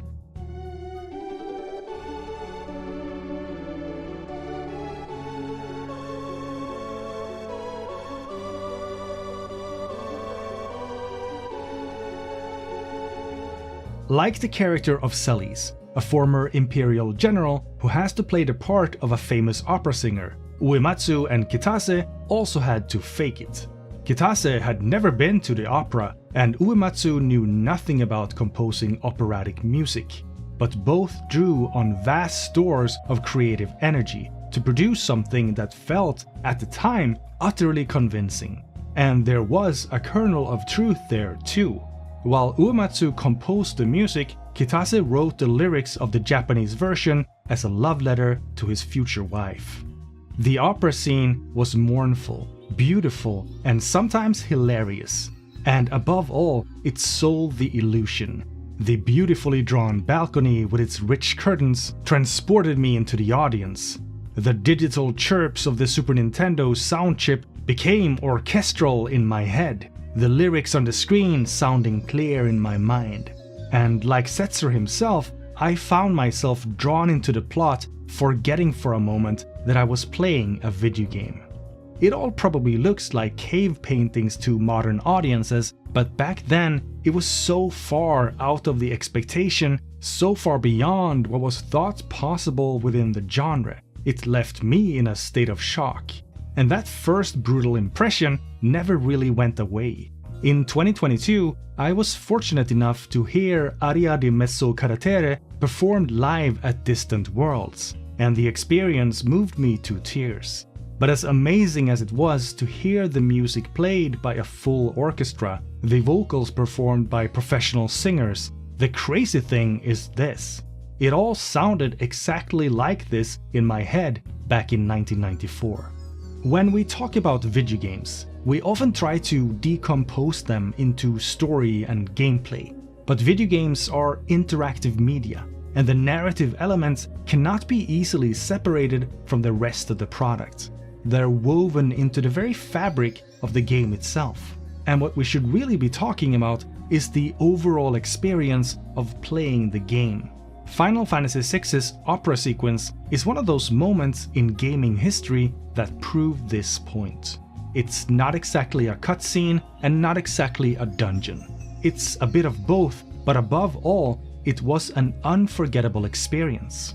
And the same can be said for another of Final Fantasy VI's breathtaking moments.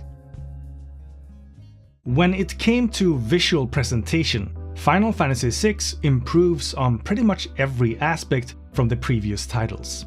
The heroes have a fresh new look, towns and dungeons are better detailed and more immersive, and spell effects are more elaborate than ever before. But one area that looked especially impressive back in the day is the one that's also aged the most poorly. Having baited their trap at the opera, the returners lure in Setzer and confront him on his own airship. There, through trickery and tenacity, the heroes convince the reluctant gambler to lend them their aid, and are granted the use of his pride and joy, the Blackjack.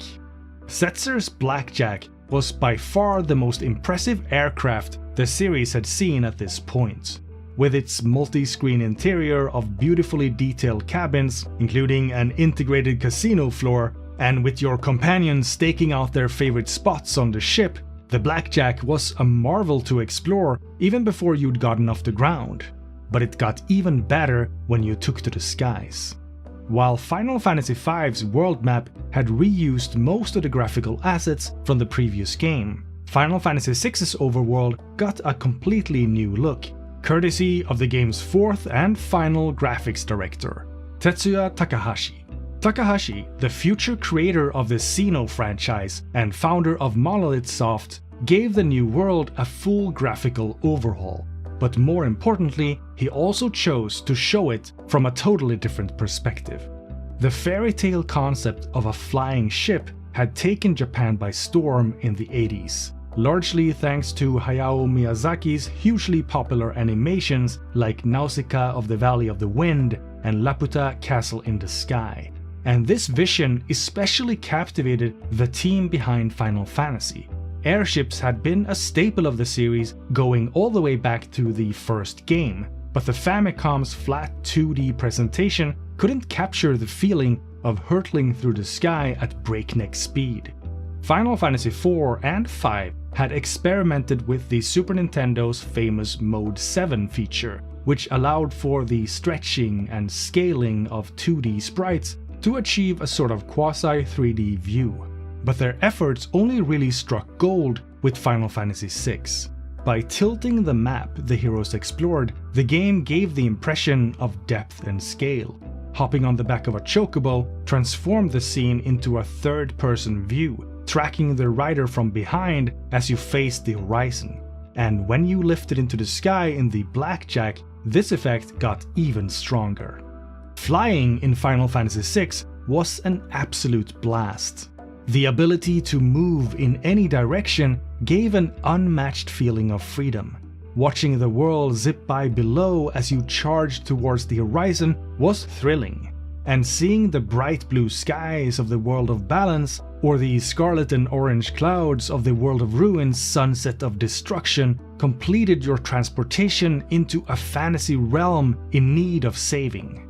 Finally, Square felt they had achieved what they set out to do when they first introduced airships to the Final Fantasy series. Today, Mode 7 looks extremely dated, and out of all the aspects of Final Fantasy VI's visuals, the design of the world map has aged the worst. But way back then, it felt like a great leap forward, and the new way of experiencing flight looked cutting edge. And that's just the thing. I call Final Fantasy VI a masterpiece, but even for its time, it wasn't a perfect achievement. There were things it could have done better, and even though we didn't realize it at the time, one of those things was something specific to the North American version of the game. But in some ways, even that turned out to be a blessing in disguise. After reaching the southern continent, the returners infiltrate the imperial capital of Vector and force their way into the imposing Magitek research facility.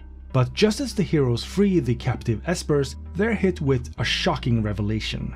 Or rather, they would have been, if the English translation hadn't gotten it all wrong.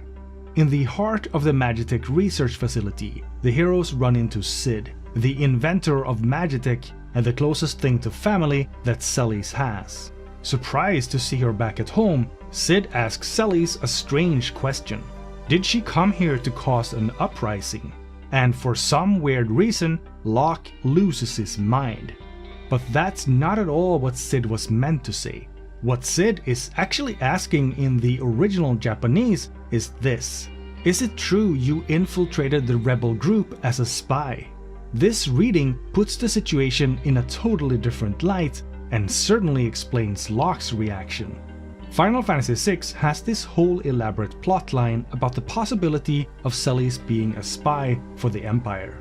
But because of mistakes like the one we just saw, this whole story falls super flat. And it's far from the only mistranslation that made it into the North American version. The scene where the heroes discover the idols of the warring triad was supposed to give some much needed clarity about the War of the Magi, but an absolute mess of misunderstandings and mixed up terminology means you're likely to come away with completely the wrong impression. There's also a ton of smaller blunders sprinkled throughout the game. A scholar in Albrook gives some really bad advice about the monsters on the southern continent. A man in Zozo, who's supposed to be lying to the heroes, tells them the truth instead, and a mistranslation changes Setzer's whole motivation for helping the heroes, although arguably for the better. And yeah, it wasn't all bad. In some ways, the translation even made the game better. The most compelling idea from Final Fantasy VI was the concept of Magitek, the mad alchemy of metalwork and wizardry used by the Empire to manufacture magic-powered death machines and infuse ordinary people with sorcerous talents. But Magitek almost didn't exist, because the entire idea of Magitek was invented in the English translation. While Final Fantasy IV's North American localization had been carried out by internal staff who didn't even speak fluent English, for Final Fantasy VI, Square got professional help. The hero of this story is a man named Ted Woolsey, and he was given an almost impossible task. Most of the issues with the English translation can be traced back to the difficult circumstances of Woolsey's work. By the time he was brought on to do his job, development was pretty much done.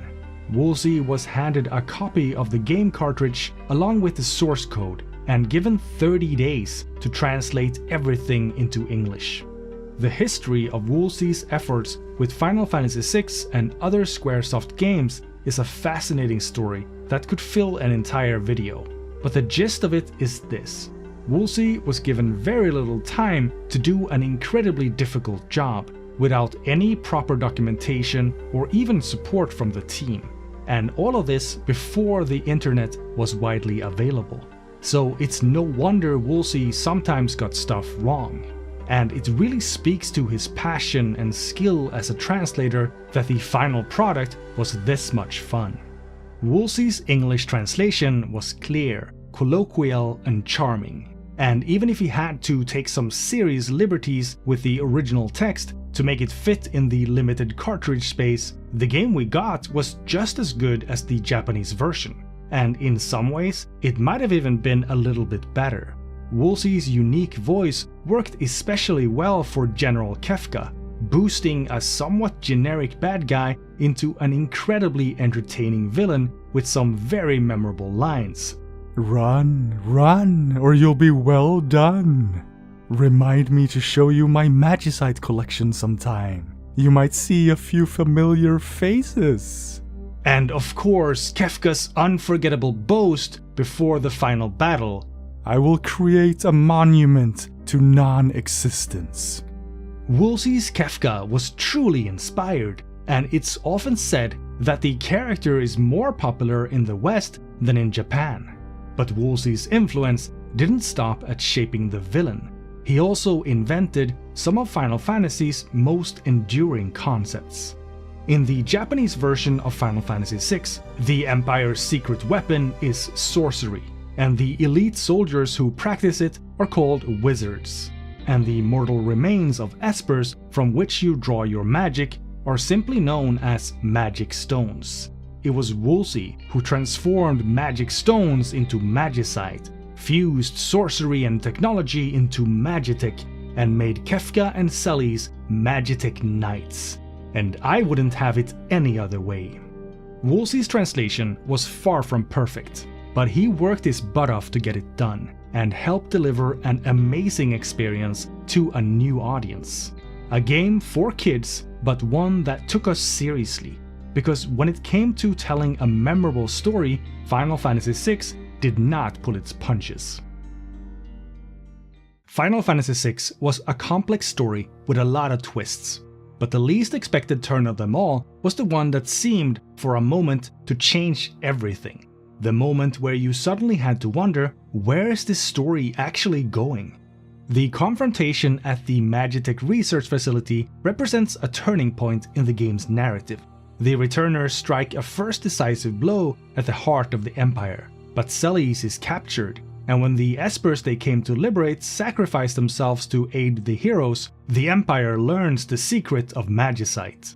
As the heroes regroup in the town of Zozo, Terra awakens from her comatose state in response to one of the recovered Magicites. She reveals that the esper in the stone was her father, Maduin, and explains at last her tragic past. She was the product of the love between human and esper, but 18 years ago, when Terra was still a baby, Emperor Gestalt invaded the world of espers in a bid to revive the lost source of magic. The espers drove him out, but not before he killed Terra's parents and stole the newborn child. With the fate of the world hanging in the balance, the returners make haste for the sealed gate to the land of the espers, where Terra contacts her people. The espers respond, surging forth in vast numbers and laying waste to the Empire. By the time the heroes return to the Imperial capital, the Emperor has called for a truce, Kefka is rotting in a prison cell, and the war seems to be over. The peace conference at Vector is as much a shocking twist as it is a refreshing change of pace. Suddenly, instead of navigating dungeons and fighting monsters, you're chatting up guards at the Imperial Palace and trading diplomatic words with the Emperor over a formal banquet. The peace conference is an opportunity to see the villains in a new light, and a rare chance to contemplate the kind of moral dilemma most games of the time rarely approached. Could the Emperor be forgiven for his crimes if it leads to peace? And even though the Emperor's remorse would later turn out to be false, the banquet at Vector reveals the game's unique character. For all its comedic hijinks and goofy situations, Final Fantasy VI is no light-hearted fairy tale. We see cities under military occupation, women and children murdered by poison, a prisoner beaten by soldiers while chained to a wall. Kefka sucks the life out of espers and dumps their bodies like trash. Emperor Gestalt stabs a woman and steals her baby. This is a story where the villain destroys the world and one of the heroes tries to take her own life. But it's also a story that shows that not all things are black and white. The Gestalian Empire is rotten, but many of its soldiers are horrified at Kefka's actions, and General Leo is a genuinely good man. And the game also taught you not to take everything at face value. Kefka spends a lot of the game openly lying about Celes, about the Empire's intentions, and about his own desires. And Gestalt puts on a whole peace conference and cries crocodile tears to trick the heroes into doing his dirty work. A story like Final Fantasy VI came at the perfect time. It was a darker, more adult story that really resonated with an audience of kids who had grown up with the NES and were starting to hit our teens. A story that didn't pull its punches and trusted young gamers to handle something a bit more mature than we'd gotten before. When asked if the team had reservations about dealing with such mature themes as suicide and loss in a time when most other games were sticking to safer material, Yoshinori Kitase has later said, "Back then, video games were not as widely recognized and were more or less perceived as children's entertainment. We had a strong desire to appeal to the public with sensational, mature themes. In hindsight, it was done in the rashness of youth. We may have been a bit more hesitant to do so in this day and age." To this, I can only say thanks for sticking up for us kids, Kitase-san. Final Fantasy VI was, for its time, incredibly ambitious. It was a labor of love in a world before patching a game was easily done, and the first version was also meant to be the final. The development team poured their hearts and souls into making a great product, fighting the clock to include as much content as they possibly could. And as strange as it might sound, the game's best feature, the one that defines Final Fantasy VI, is something that wasn't even supposed to be there. One of Final Fantasy VI's greatest strengths is its immaculate pacing. It never lingers very long on any one idea, and you're constantly thrown from one situation to the next, with no two dungeons, locations, or scenarios ever the same. One moment you're battling your way through an epic dungeon, the next you're seated at a banquet trying to negotiate a peace treaty, and before you know it, you're on a ship bound for an isolated island community. And just when it looks like peace is on the horizon, the heroes find themselves staring down the end of the world. At the peace conference, the unlikely allies plot a new course of action. Terra and Locke will travel to the remote town of Tamasa with Celes, General Leo, and the mercenary Shadow to search for the Espers who devastated Vector and seek an end to hostilities between their two species. With the help of an old man named Strago, a descendant of the long-lost Magi who can naturally use magic, the heroes locate the Espers and arrange for a peace summit in Tamasa. But before negotiations can conclude, General Kefka crashes the party, revealing that the Emperor's peace talks were nothing but a ruse. Enraged by this treachery, General Leo turns on Kefka, but for all his power, he's no match for the insane Magitek Knight. Kefka murders General Leo, then unleashes his magic on the gathered Espers, turning them all into Magicite. With the way to the Esper world standing open, Emperor Gestalt and Kefka used their newfound powers to steal through, seeking the source of all the world's magic, the Warring Triad, the three gods that once fought endlessly over world domination before turning themselves into stone to seal their own powers. As the Warring Triad awakens, the entire subcontinent rips free from the Earth's crust and soars into the sky. The floating continent, land of magic, and cradle of infinite power. By the time you reach it, the floating continent feels like a worthy end to an epic story. To make landfall, you have to fight your way through the Imperial Air Force, a gauntlet of battles set on the Blackjack's deck. The dungeon itself is a twisting labyrinth of blasted earth, with strange orifices transporting the heroes through enormous digestive tracts, all with a backdrop of the distant continent floating far below, and set to the tones of an imposing soundtrack.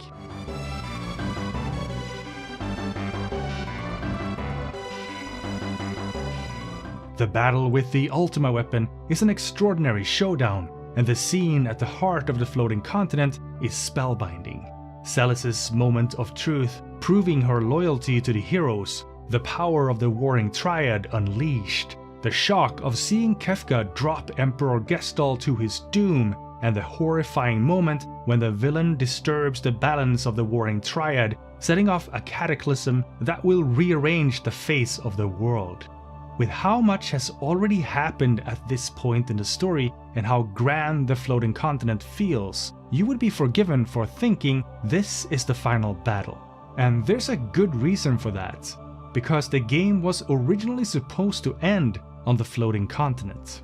When the team first got to work on Final Fantasy VI, only the first half of the script was actually completed, and the second half was a blank slate to be filled in during development. Many ideas were added along the way, including one of the game's most iconic concepts. The original plan called for the heroes to confront Kefka on the floating continent and defeat him, just as the world was about to be destroyed. But as the months wore on and the story started to come together, Sakaguchi and his team felt development was proceeding more smoothly than expected. Because of this, they were able to free up some time in the schedule before the release and implement a massive new feature, a big plot twist to cap off the game, and a second world full of adventure. Instead of the usual triumph of last-minute heroics averting disaster, this would be a story where the villain won, and the world was actually destroyed. A story that proved that sometimes power is power, and no matter how hard you try, you're not strong enough. And where you might have been settling in to watch the credits roll following a hard-earned victory, instead you find yourself running for your life on a crumbling landmass as the world around you burns. But the destruction of the world of balance wasn't the end. In some ways, it was just the beginning, because in the world of ruin, the land of the eternal sunset, the possibilities were endless. With the breaking of the world, the story transitions into a new, exhilarating act. Where the world of balance had been a mostly linear experience, the world of ruin is almost wide open. Where before the story shepherded you from one exciting moment to the next, now you're free to roam. And the world of ruin, the part of the game that wasn't even supposed to be there, is probably the most fun thing about Final Fantasy VI. Although, as I'll explain later, all that freedom also came at a cost. When Kefka pushes the warring triad out of alignment, the world of balance ceases to exist. The returners escape the floating continent as it breaks apart beneath their feet, but the ensuing cataclysm rips the blackjack to pieces, and the heroes are scattered and lost. 1 year later, Celis awakens on a deserted island to find herself in the care of her adopted grandfather, Cid. After surviving her very own dark night of the soul, Celis escapes the island on a raft put together by Cid and sets off to reunite with her missing friends. It's really only after you reach the world of ruin that Final Fantasy VI opens up and becomes the freewheeling open world adventure that most people have in their head when they think of this game. After deciding to implement the world of ruin, the team started to think about how the game should play out after the end of the world. Building on the idea that every character is the protagonist, they decided to make the second half of Final Fantasy VI a more open-ended, player-driven experience. The result was a world of unrivaled freedom, and once you get your wings back and return to the skies of the broken world, a seemingly infinite playground lies open before you. No more structure, no more restrictions, just a world full of things to do and secrets to find. With the heroes scattered to the winds by the cataclysm and only 3 characters required to beat the game, there's a total of 11 optional party members to track down. There are hidden dungeons to find, like the Dreamscape, the Phoenix Cave, and the Zone Eater's belly, which is accessed by being sucked into the mouth of a massive monster. There is fantastic treasure to loot, like the Scimitar, Gem Box, and Offering. There are amazing spells and abilities to find, like Sabin's Bum Rush, Edgar's Air Anchor, and the incomparable Ultima spell. And of course, there's plenty of Magicite to hunt down, like Bahamut, which is guarded by Doomgaze, a horrifying monster that roams the skies and can strike at any moment, and Crusader, which has you scouring the world for 8 legendary dragons to challenge and destroy. And then there's the Colosseum. Final Fantasy VI's optional fighting arena provides one of the series' first truly engaging post-game features. Here you can wager any item in the game for a chance to win another, hopefully better, prize. Since your chosen champion has to fight alone and you cannot control the character in battle, getting through the toughest fights can take a lot of prep work, and figuring out the sequence of fights that will turn a useless item into something priceless can be a lot of fun. And once you've done everything else, you can grind like crazy. You can boost the heroes to level 99, master every spell on every character, roam the Veldt for hours on end trying to collect all of Gao's hundreds of rages, or you can farm dinosaurs for imp gear, then turn your whole party into adorable, unstoppable killing machines. And once you tire of your freedom, you still have one last challenge waiting for you.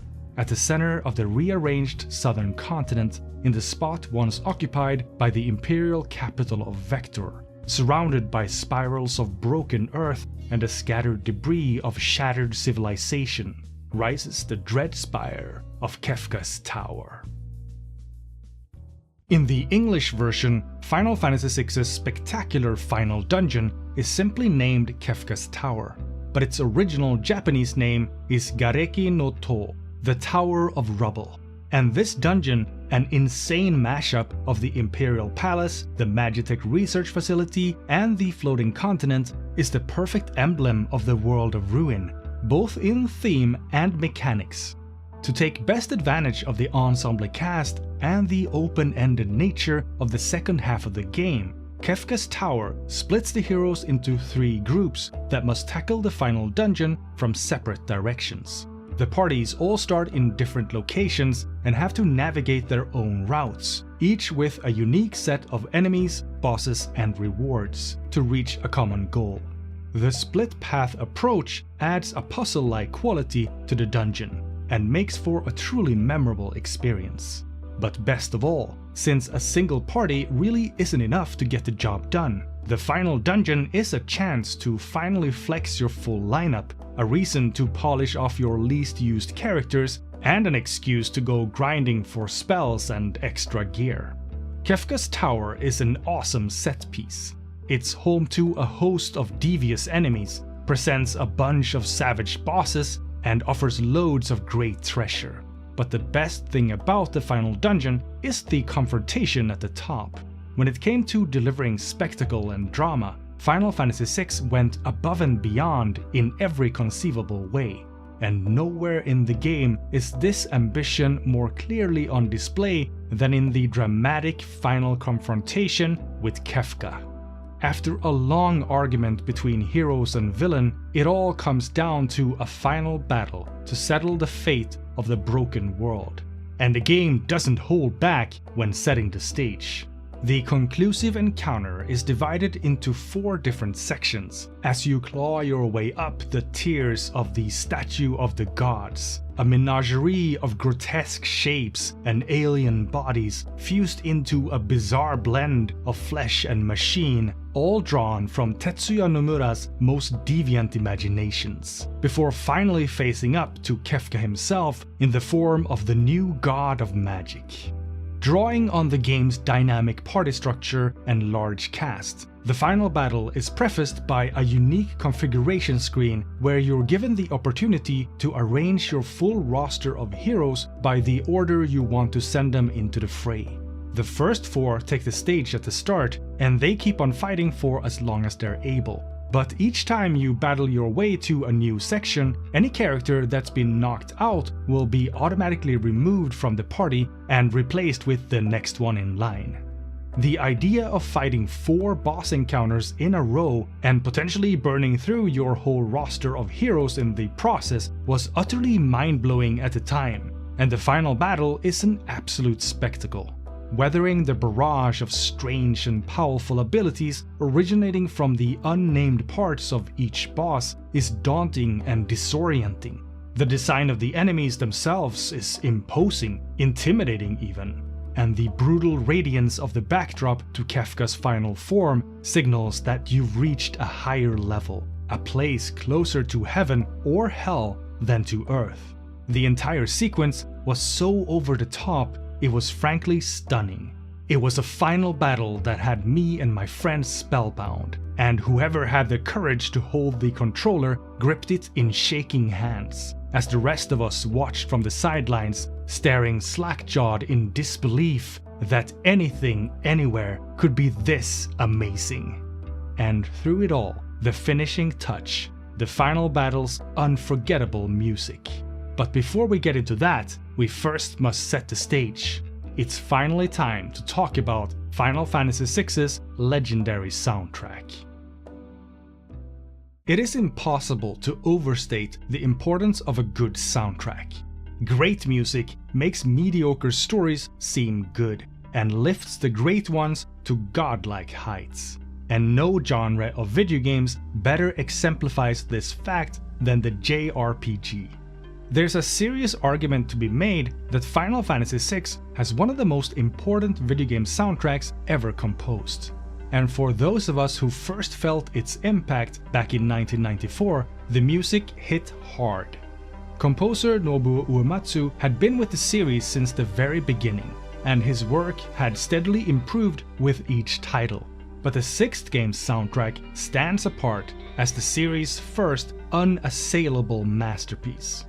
I've already mentioned the striking effect of the opening theme and the stunning compositions of the opera scene.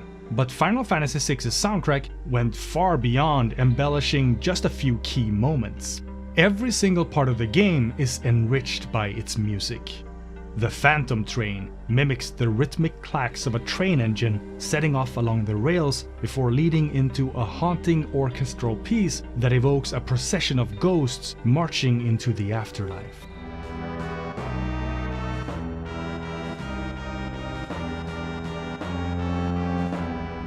Magitek research facility weaves in mechanical noises like the clanging of hammers, firing of pistons, and bursts of steam to catch the dungeon's industrial vibe.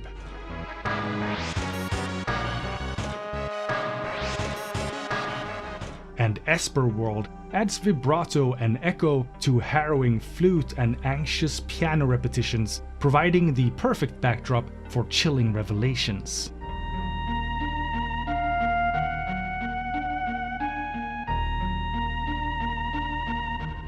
But it wasn't just that the individual compositions were of a higher caliber than the ones from the previous games. It was more about how everything fit together to create an overall feeling of epic drama and high adventure. Almost every character has their own theme that captures their personal essence and helps tell their story, from Kefka's unique mix of militaristic menace and carnival whimsy,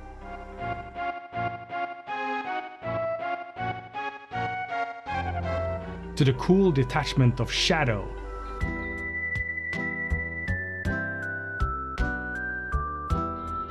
the tragic stoicism of Cyan,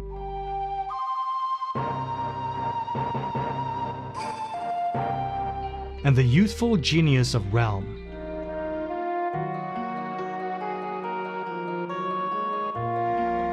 The soundtrack also recycles less of its music than in the previous games.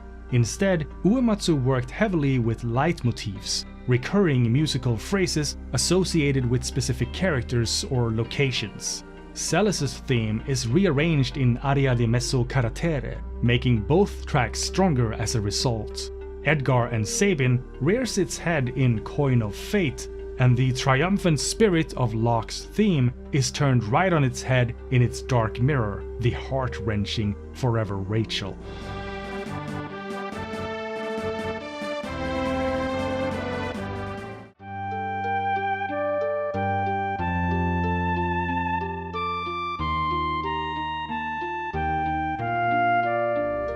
Uematsu's work also benefited from an overall increase in sound quality, largely owing to the addition of a dedicated sound team that helped translate Uematsu's compositions into the Super Nintendo hardware with the highest possible fidelity. At this point, Uematsu knew exactly how hard and how far he could push the console's sound chip, and it's incredible just how well the game's soundtrack holds up even today. I must have heard 100 different versions of the decisive battle over the years, and there still hasn't been one I prefer to the original.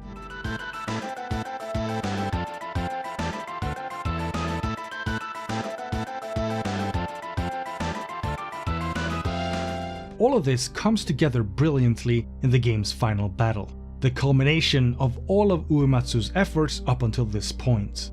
A dash of genius, a pinch of frenzied effort, and a generous serving of accumulated experience from the first 5 titles. By far the game's most impressive composition, Dancing Mad.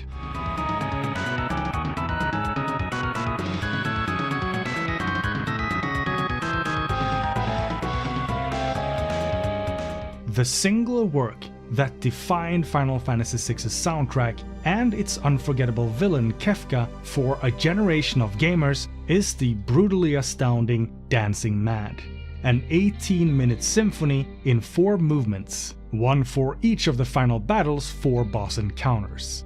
A bonanza of insane energy that kicks the final battle into the highest of gears and transforms an epic confrontation into a spectacular finale. As you might imagine, Dancing Mad was a product of passion, where Uematsu would normally reach a natural limit around a couple of minutes of length for each track. With Dancing Mad, he just couldn't stop. He kept working on it, extending it, playing around with it, until the piece had swelled into an absolute monstrosity worthy of Kefka's sadistic pageantry. The symphony interweaves the opening theme, Kefka's theme, parts of Catastrophe, which plays when the world is broken, and even Kefka's distinctive laugh, a sound which has haunted the heroes throughout the game. Dancing Mad is one of, if not the most ambitious video game compositions ever made, and a perfect capstone to one of the most influential, important, and frankly amazing soundtracks of all time. Final Fantasy IV and V both had some great music, but Final Fantasy VI is the first game in the series that truly wields its soundtrack like a weapon to inflict lasting emotional damage, and Dancing Mad strikes the final blow. The confrontation with Kefka was a truly amazing sequence. The only problem was getting to this point in the first place, because once you found yourself in the world of ruin, it was very easy to lose sight of the bigger picture.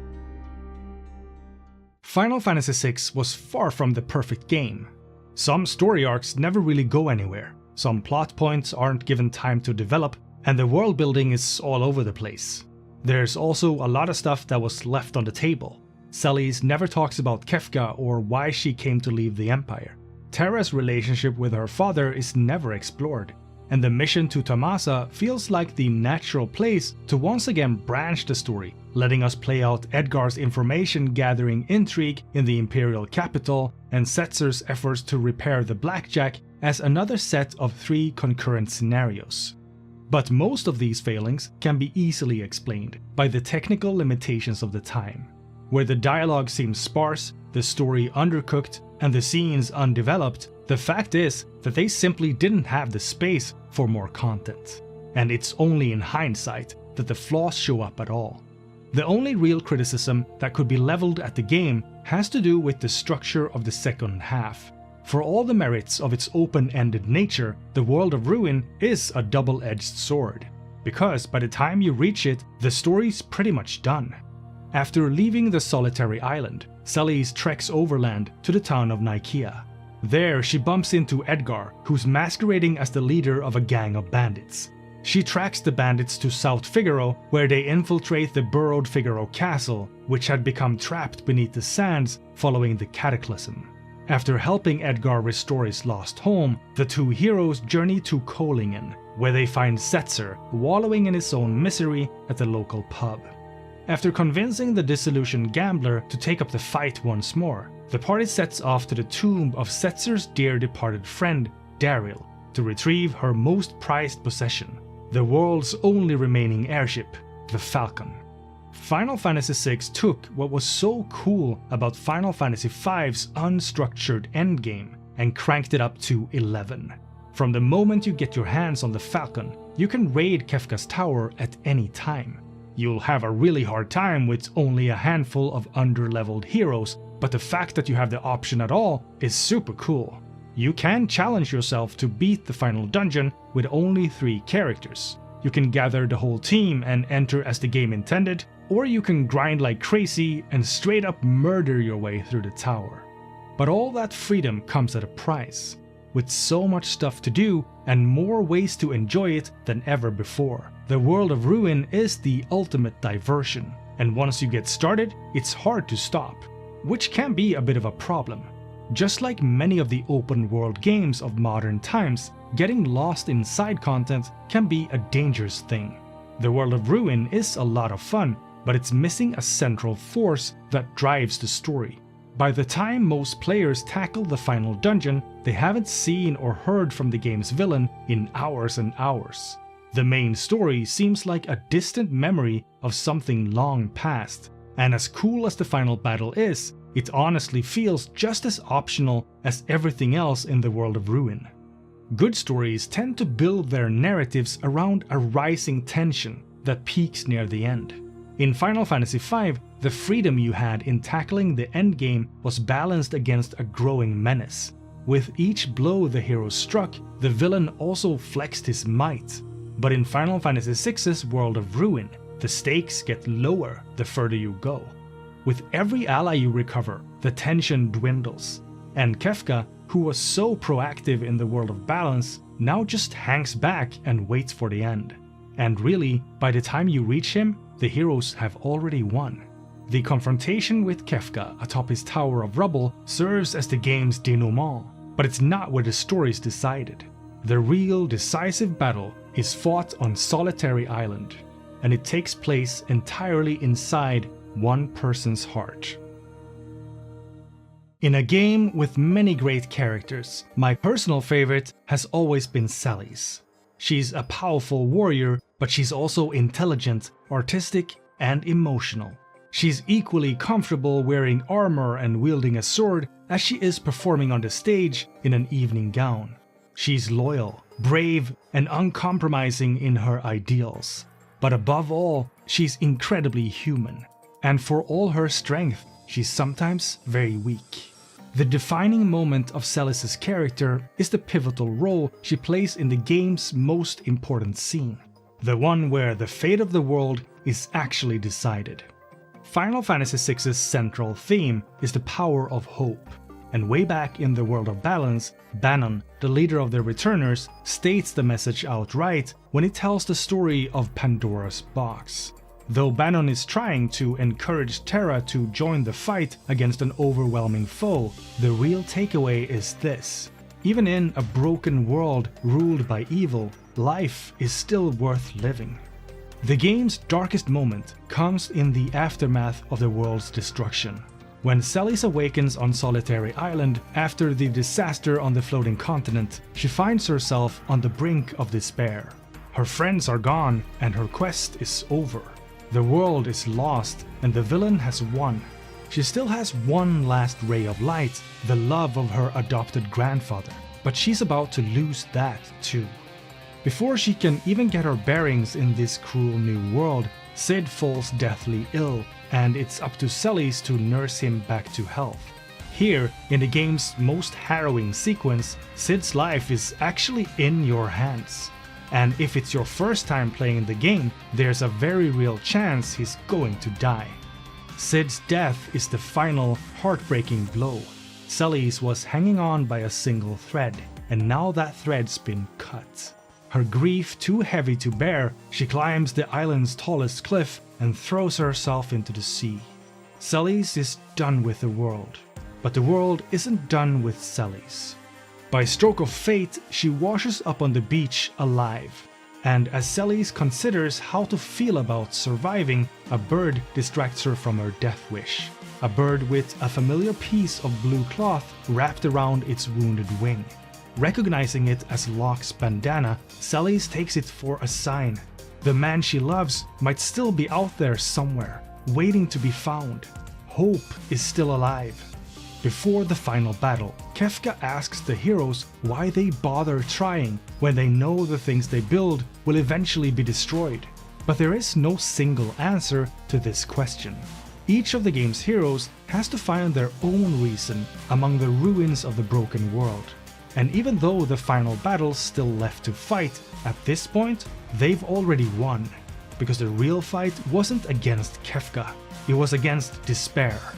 Standing up to Kefka means rejecting despair. The world of ruin without Kefka might eventually heal, but defeating the villain is not going to save it. The true test of courage is to find the strength to accept that the world he broke is still worth living in. That's the lesson the world of ruin taught the heroes. Despair drove Celes to the edge of the abyss, but hope brought her back. The hope of seeing Locke again gave Celes the strength to carry on, to leave Solitary Island and begin searching for her friends. And the choice she made after finding Locke's bandana, the choice to believe, to go on living, is the crucial choice that saved the world. Celes' leap of despair is the story's darkest hour, but it's also the springboard for the rebirth of hope, and it serves as the perfect setup for Final Fantasy VI's most glorious moments. When Celes takes her first hopeful steps through the world Kefka destroyed, the initial Overland theme is a funeral dirge that evokes images of the half-dead marching through eternal gloom. But all of this is set to change. In the depths of Daryl's tomb, the dungeon's dank ambience is changed for the acoustic tones of a melancholy arrangement of Setzer's theme, as the gambler's memories of Daryl come flooding back. At the bottom of the stairs, when Setzer sets foot on the deck of the Falcon for the first time in many years, the gentle music stops. And as the story takes its final turn and the Falcon rises from the ocean, the opening bars of a new composition announces the rebirth of hope.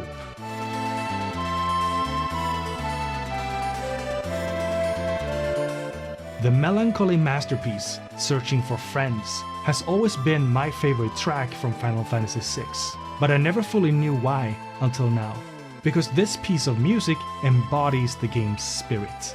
It's the perfect mix of soul-wrenching sadness and heartwarming hope. From this point onward, hope is reborn, and the heroes of Final Fantasy VI are no longer wandering the wasteland, they're searching for friends. Before I go on, I just want to say if you enjoyed this video, I'd be super grateful if you could hit the like button and leave a quick comment, as it really helps the video reach more people. I read every comment I get, no matter how old the video is. And if you want to support me, consider subscribing to my channel so I know people want to see more videos like this. Also, I've prepared a special thank you to some of my most vocal supporters, so if you've been around for a while, be sure to watch till the very end. By 1994, I was already well acquainted with computer role-playing games like The Eye of the Beholder, Ultima 8, and Dark Sun: Shattered Lands. These titles offered rich RPG experiences set in beautifully rendered interactive worlds, but none of them told stories like Final Fantasy VI, full of cinematic set pieces, countless twists and turns that kept me on the edge of my seat, and lovable characters that lived on in my mind long after I was done with the game. Final Fantasy VI took the story-first paradigm that started with Final Fantasy IV and honed it to a fine point. Finally, Sakaguchi's long-held ambition of creating a game that would make people cry had become reality.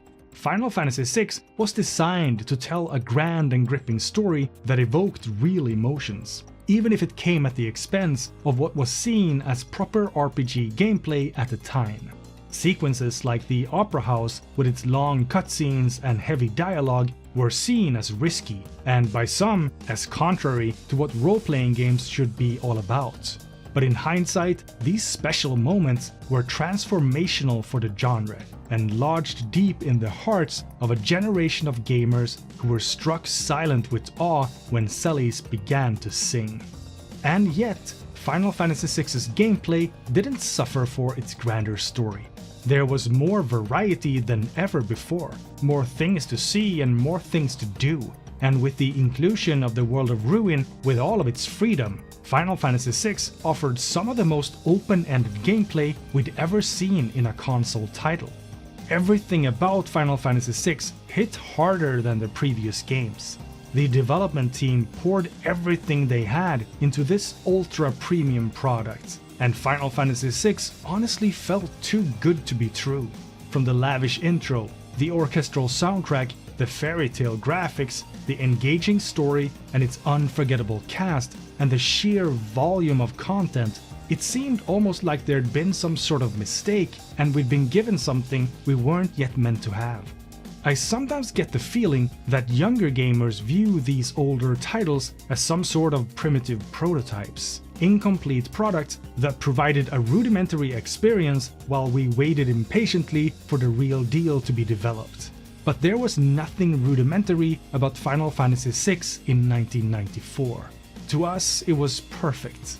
What the hardware couldn't render, our imaginations did, and the tiny sprite-based characters and 16-bit scenes became larger than life in our minds. The feeling of taking to the skies in the Falcon to explore the World of Ruin was absolutely magical. The world stretched out in every direction, seemingly boundless and filled with secrets beyond counting. And even now, every time I hear the first notes of Searching for Friends, a part of my mind travels back to those days of wonder in the mid-90s when I was still a child. Every day was a new adventure and nothing seemed impossible. Final Fantasy VI was not just a game, but a work of art. It was Square's first masterpiece, and in my very personal opinion, the greatest console RPG ever created up until this point.